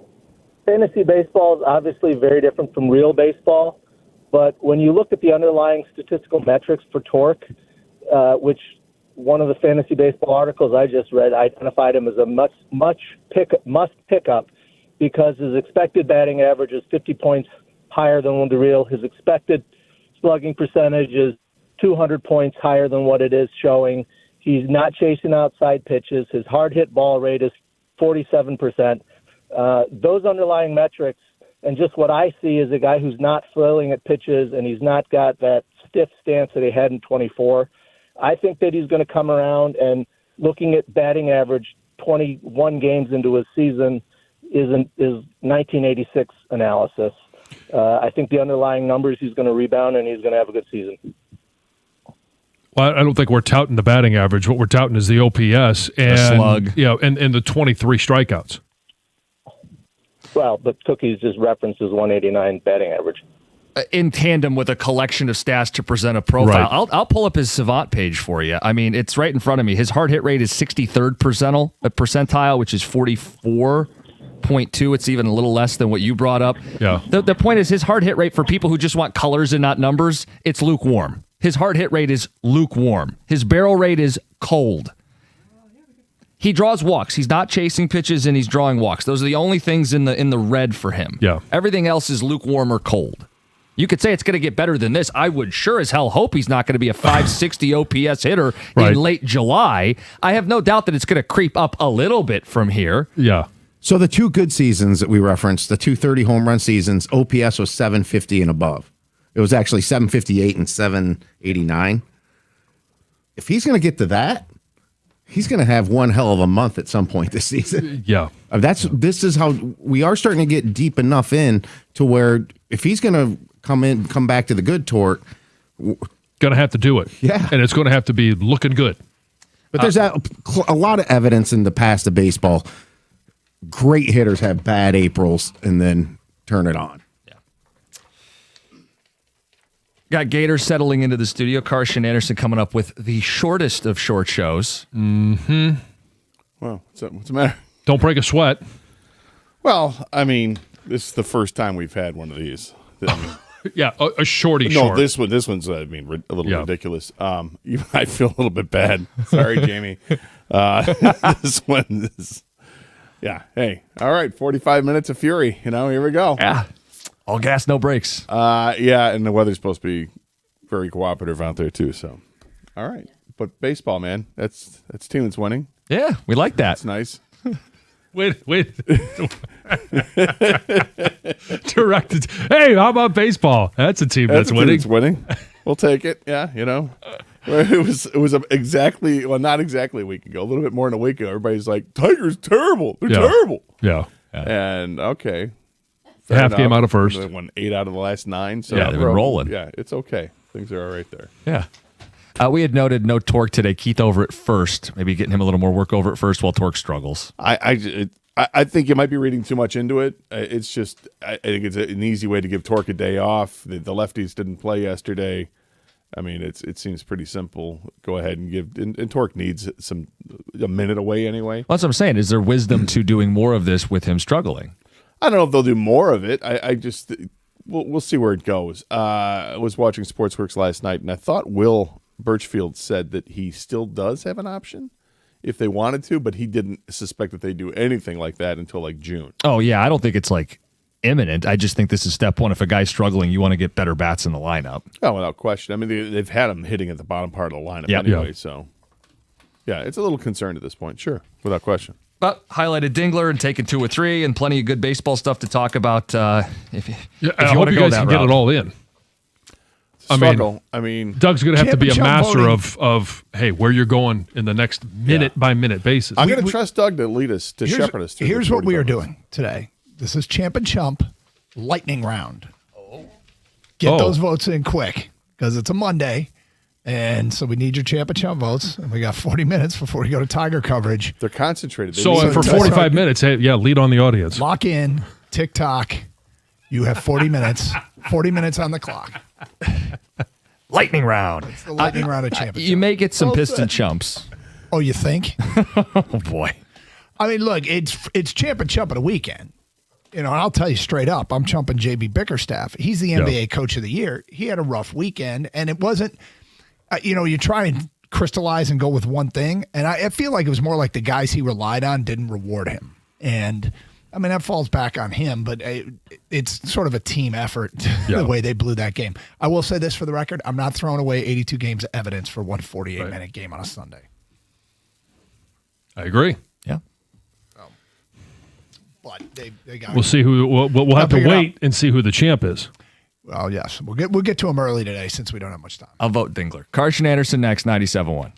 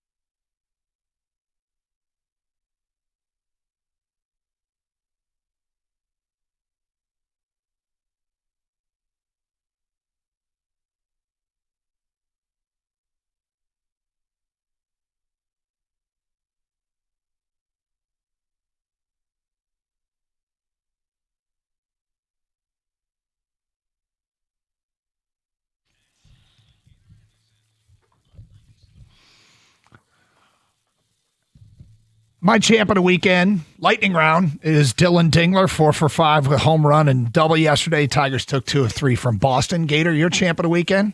It's the Beast Incarnate, Brock Lesnar.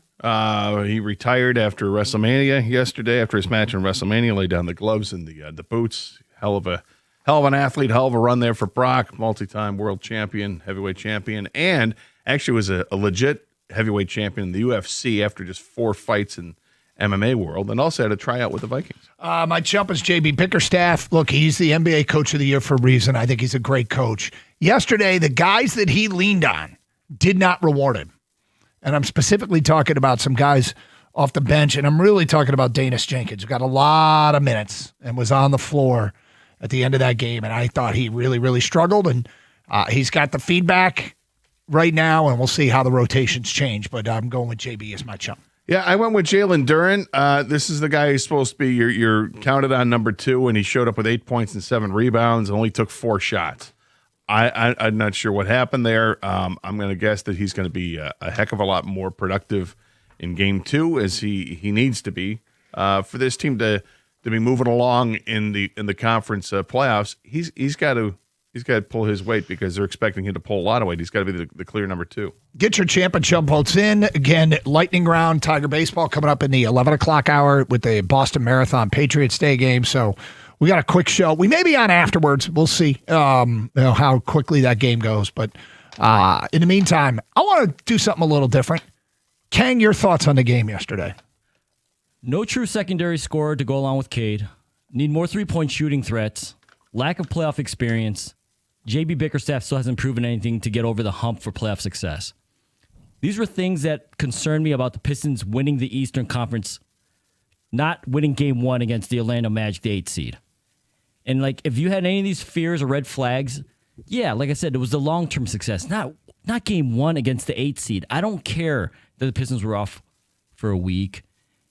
This was to say it was disappointing, Doug, is an understatement. I'm pretty pissed at how they came out of that game. Cade obviously tried to carry this team as much as he could. They never had a lead the entire game, which is amazing. They came out slow, stagnant. It looked like they were timid, nervous. I put a lot of that on Bickerstaff. The other thing I put on Bickerstaff was the rotation was weird. They played 11 guys. I don't want to see Javonte Green guarding Paolo ever again. And that's just a bad matchup. Tobias has a hard time with him, let alone someone like Green. The three-point shooting, obviously, as a whole, Duncan Robinson shot 3 for 6. And outside of that, nobody. Tobias Harris was like 1 of 7. Jenkins was bad. Danis Jenkins, speaking of him, that's a guy that we thought we found, right? A diamond in the rough. And they're not defined by one game. I actually expect the Pistons to still win the series, but Game 1 was completely an utter flop. And this is one of the reasons why, guys, they weren't getting the respect that people around here thought they should have. A 61 team doesn't lose Game 1 like that to the 8th seed. Well, if you look at it across the league, and this is, and there's a lot to get to in a short period of time, and we'll get to your phone calls. The 4 seed Cleveland won by double digits, by 13. The 3 seed the Knicks won by double digits, by 11. The 2 seed Boston won by double digits, by 32. And the 1 seed Pistons lost by double digits, by 11. And I want to make a few things clear out of the gate here, too. Credit Orlando. They shared the basketball. They were locked in defensively. They took away Jalen Duren, and they were mentally tougher. And by that, I mean every time the Pistons made a run, Orlando responded. I give Orlando a ton of credit. But that was about the worst Piston performance we've seen in quite some time. Oh, it was terrible. It was a horrific performance, and I don't know if I'd look, whatever the reason is, yuck, throw it in the garbage, get back for Game 2. But the one thing that stood out to me was that Jalen Duren was nowhere. That's why he's my chump of the week. And I'm not sure if that's, my guess is it's a combination of things, but I'm not sure if it's more on Duren for not being assertive and demanding the ball underneath and let's go, or if it was something that Orlando did defensively to take him out. Let's hope it's not that, because if Orlando figured things out for Game 1 of the playoffs, when nobody could figure out Jalen Duren for the entire regular season, then there's a problem. That's why I'm thinking probably not it. There's definitely things that Orlando did defensively to limit what Jalen Duren can do.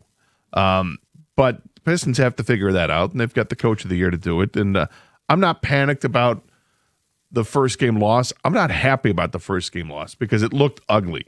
They couldn't shoot. They got behind big time early. They also went on a 10-0 run and cut the lead down to like almost nothing pretty quickly. And then pretty quickly that got down by 13 again. It was unbelievable. The poise that Orlando showed impressed me. The toughness that they showed. And look, this is a team coming into this that I'm sure that Orlando said, we can win this series.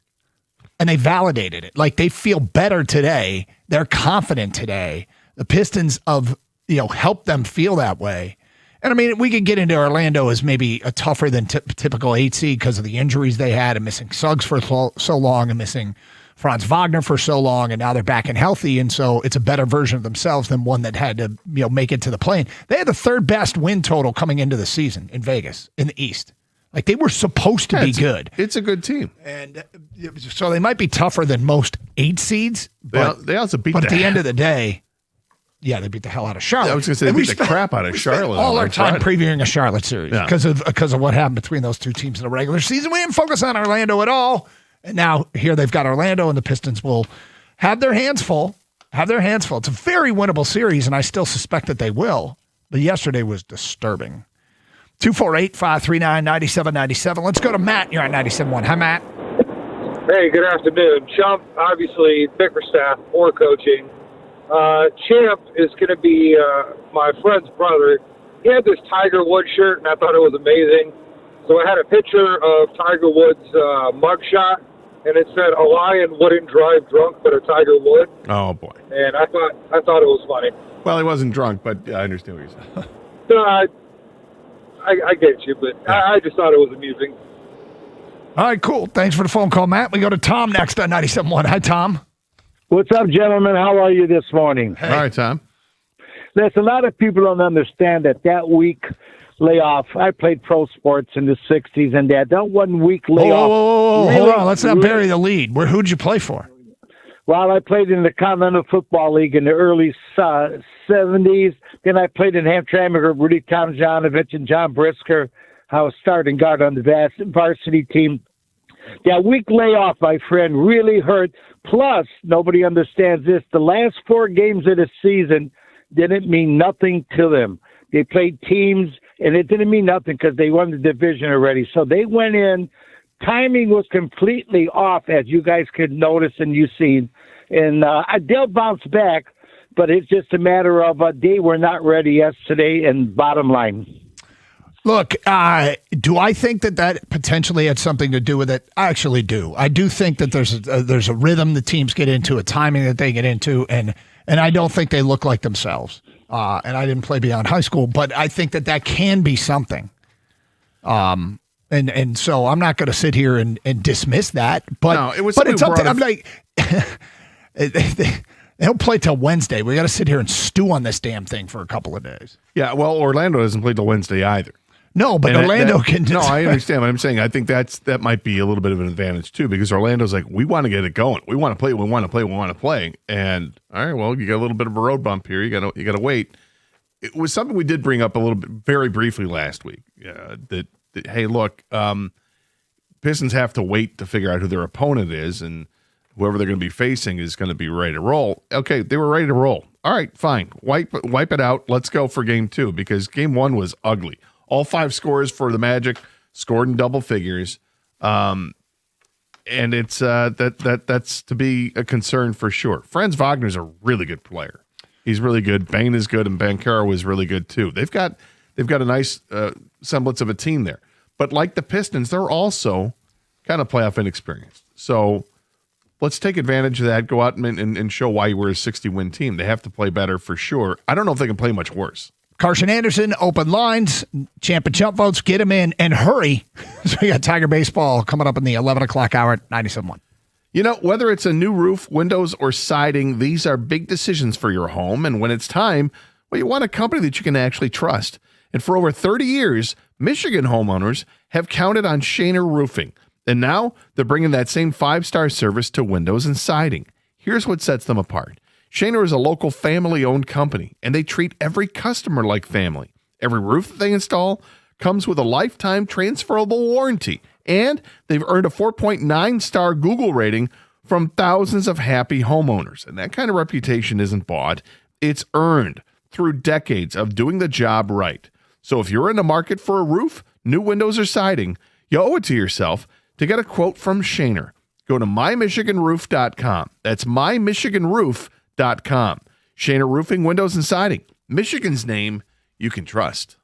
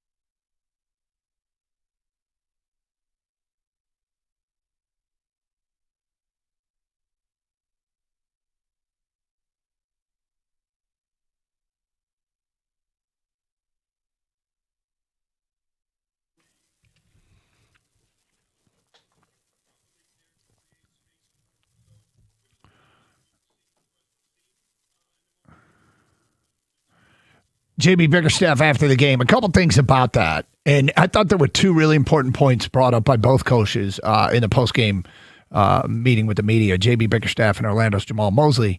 One was the pick and roll game that the Pistons have relied on to get the lobs to JD, to get open looks and easy baskets.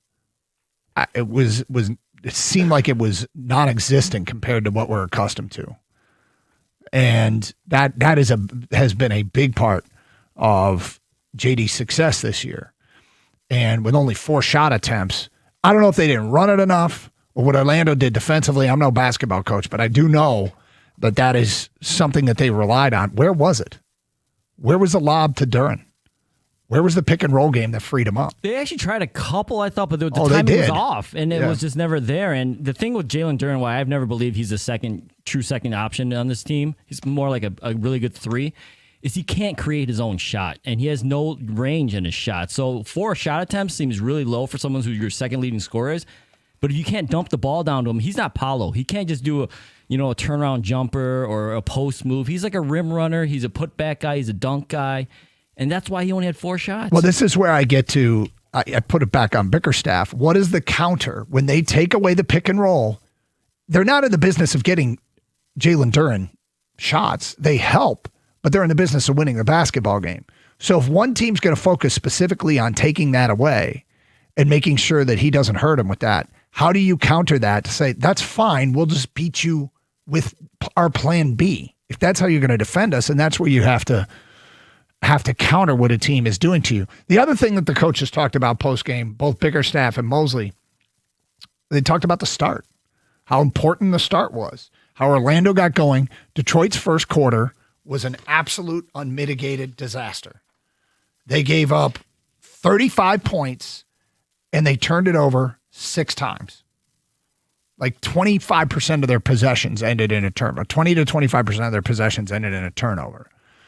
They finished the game, I believe, with 14 turnovers. 6 of them came in the first quarter. And then something that Mosley stressed was his team's ability to respond. When Detroit made runs, Orlando responded every single time. And I mean, I feel like too often you don't give the other team credit, and I'm about to wrap up the leg humping of Orlando because it's nauseating, and we're not doing this show in Central Florida because the Pistons need to respond. But I thought Mosley had a great game, and now it's up to Detroit to counter what they're bringing to the table.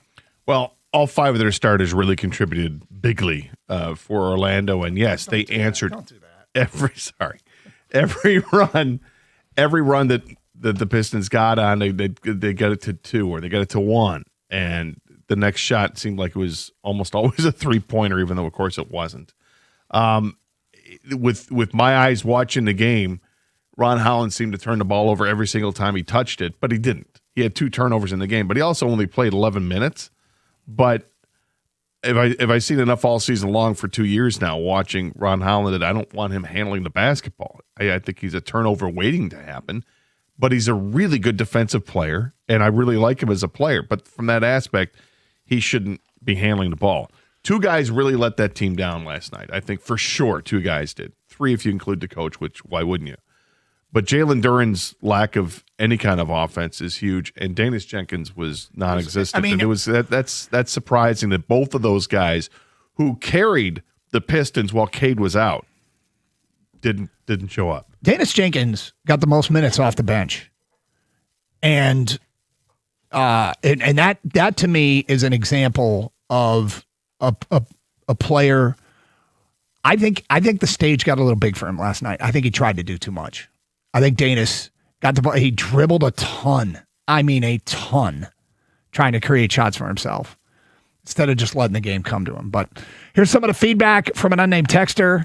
Champ is the OTC, our tribal chief, Roman Reigns. What is OTC? What are we doing? What is OTC, Kenny?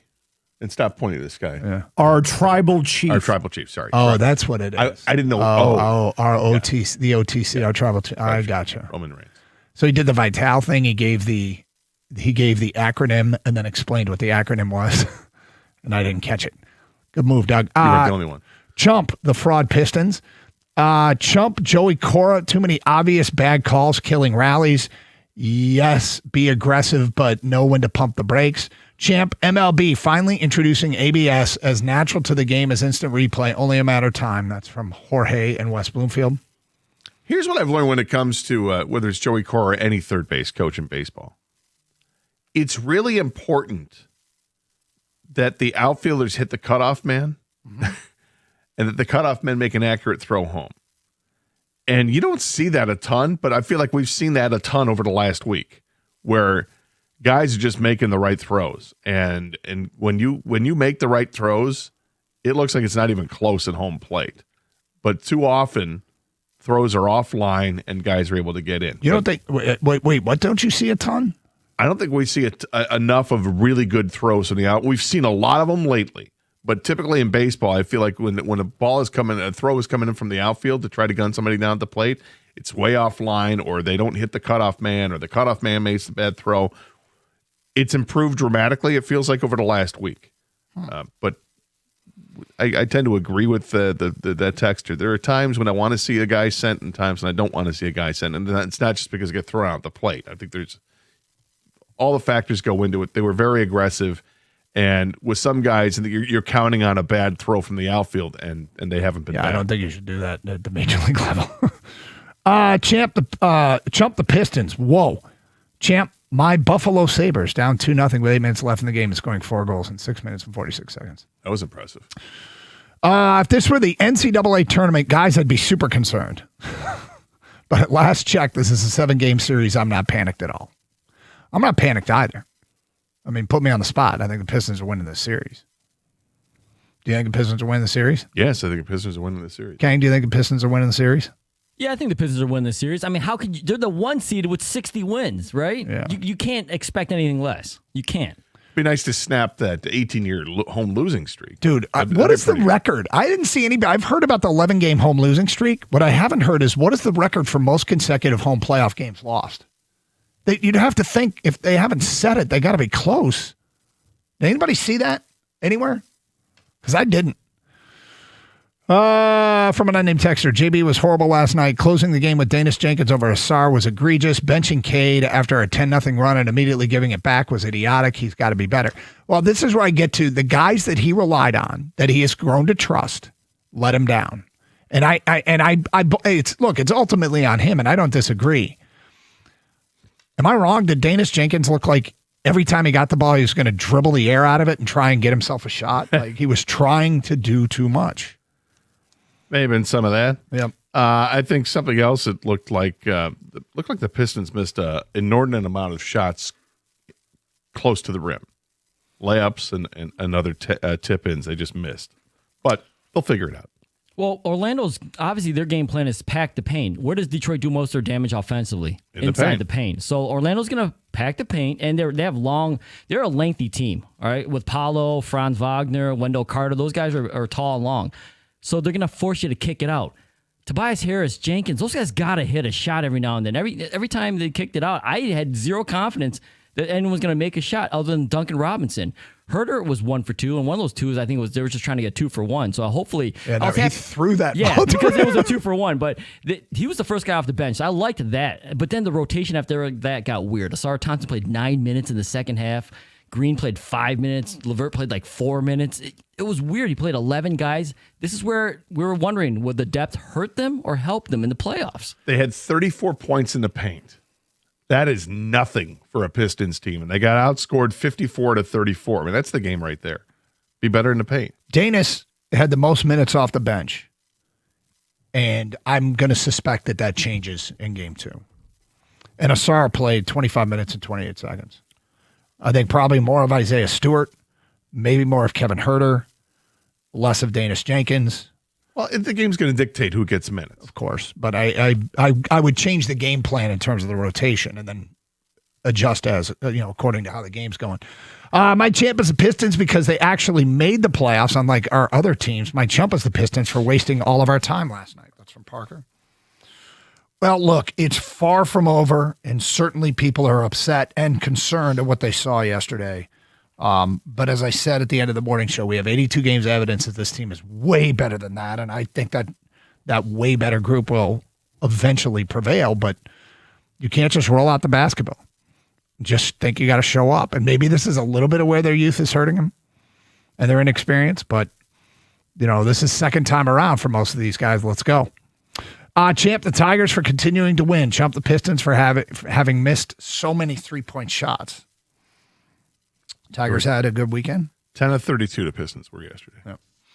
My champ of the week is Darren Dingler. The guy is playing like an ML MVP. My chump is LCA. Nothing but disappointment there when things are on the line. That's from Jim. Ooh, he's blaming the building between the Red Wings and the Pistons.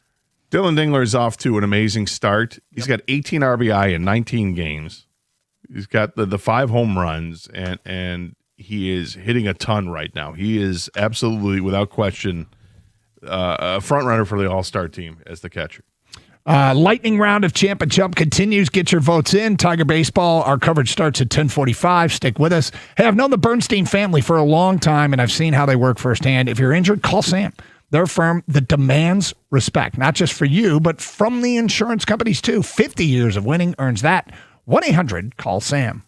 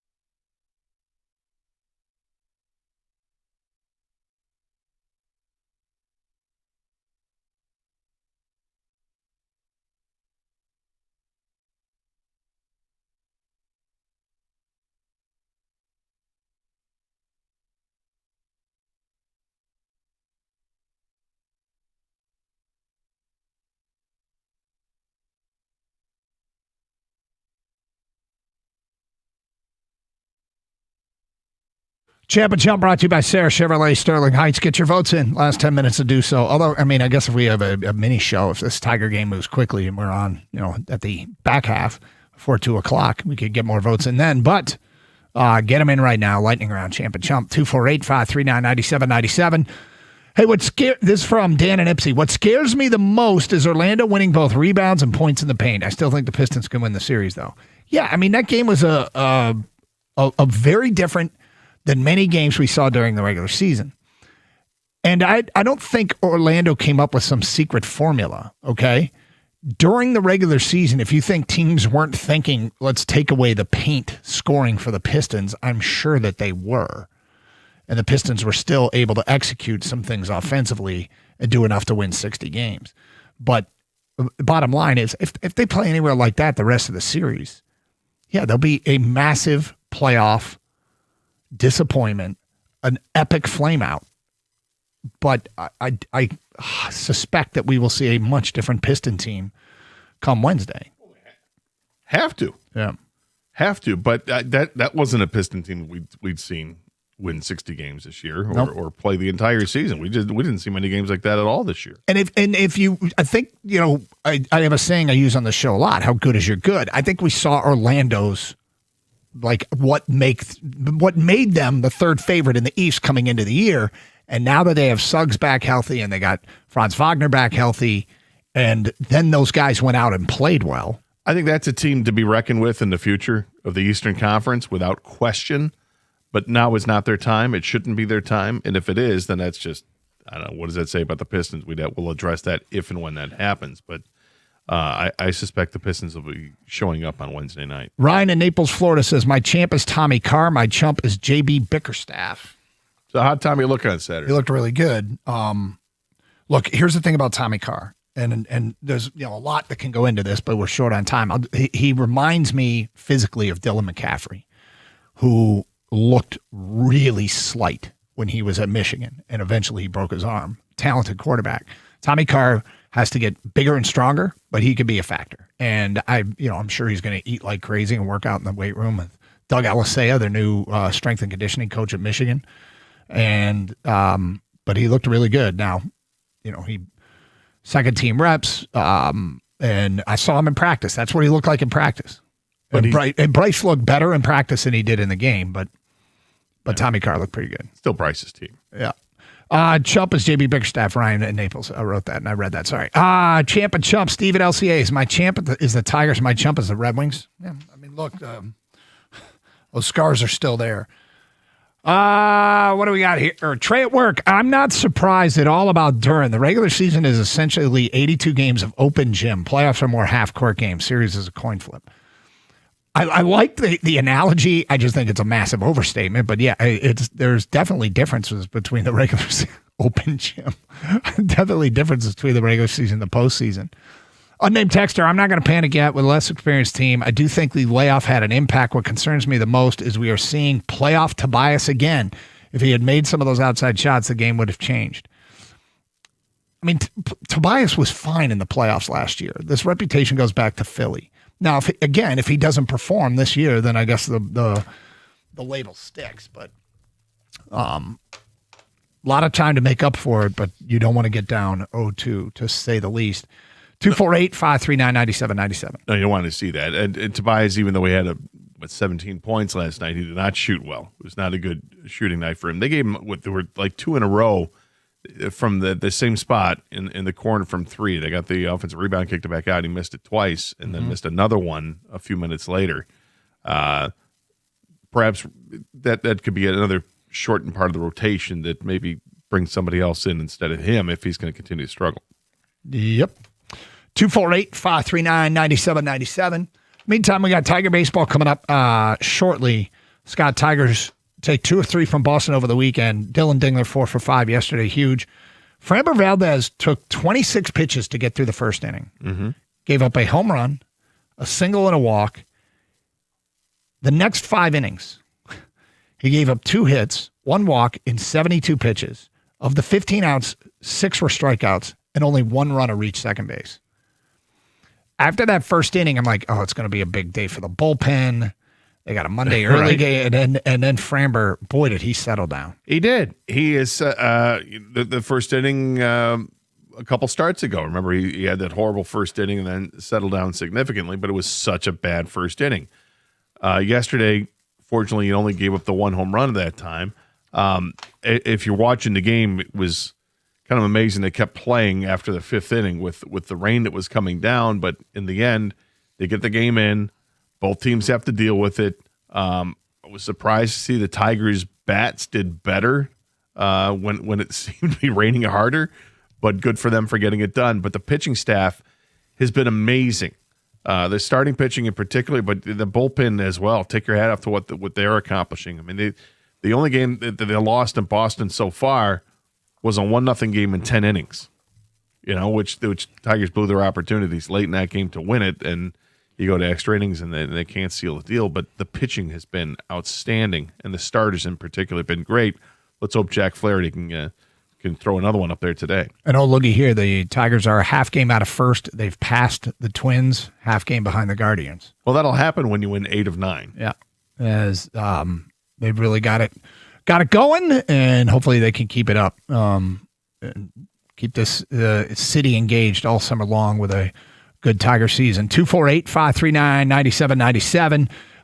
In the meantime, there is angst in Detroit regarding the start of this Pistons and Orlando series. There's a lot to correct. There's a lot now on their plate. This is they're going to get called out. People are going to talk about them, and now it's an early gut check time, right? It's an early gut check. You can lose a game in a series. That can happen. The 11 in a row at home is an NBA record. That is the NBA record for most consecutive losses at home in the postseason. When they were the 8th seed and, getting just absolutely run over by Giannis in Milwaukee, where they had no shot, losing their 2 home games was no surprise. But to stack it up to lose the 3 home games last year against the Knicks and to follow it up with this home game, at what point do we wonder if somehow, some way, this is an actual thing and more than just a coincidence? Well, I guess they would have to lose, I think, the next 2 home games for me to say that. I'm certainly kind of laughing about this. It's just circumstance at this point. But if you ask the point where you do it, I think if they went 0 for 3 at home. If they go 0 for 3 in back-to-back years at home? Yeah. Because it feels like it's just a little bit of a coincidence. Knicks were better than them last year. I think when you come back this year and you lose the first game to Orlando, it's not the crowd's fault. No. I mean, no. That's not what I'm getting at. I'm just saying that as a fact. It is not the crowd. The crowds have brought it. It's the team that isn't showing up. Is the team distracted? Are they too comfortable at home? I mean, what the hell?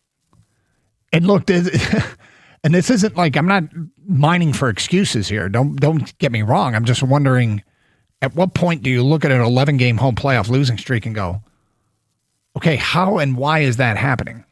Because it's over 18 years. Yeah, and because they haven't had many teams that the first 3 teams that built up the 0-6. It was because they weren't very good. Right. They were in the playoffs, but they were first round fodder. We're in an era where 5, 6, 7, 8 seeds can be a little bit tougher than they used to be in the past, and that's due to maybe load management and some misleading stuff, and guys save stuff for the postseason, but. Bottom line, they have got to be better, and I suspect they will. JB Bickerstaff, the ball's in your court. Jalen Duren, the ball's in your court.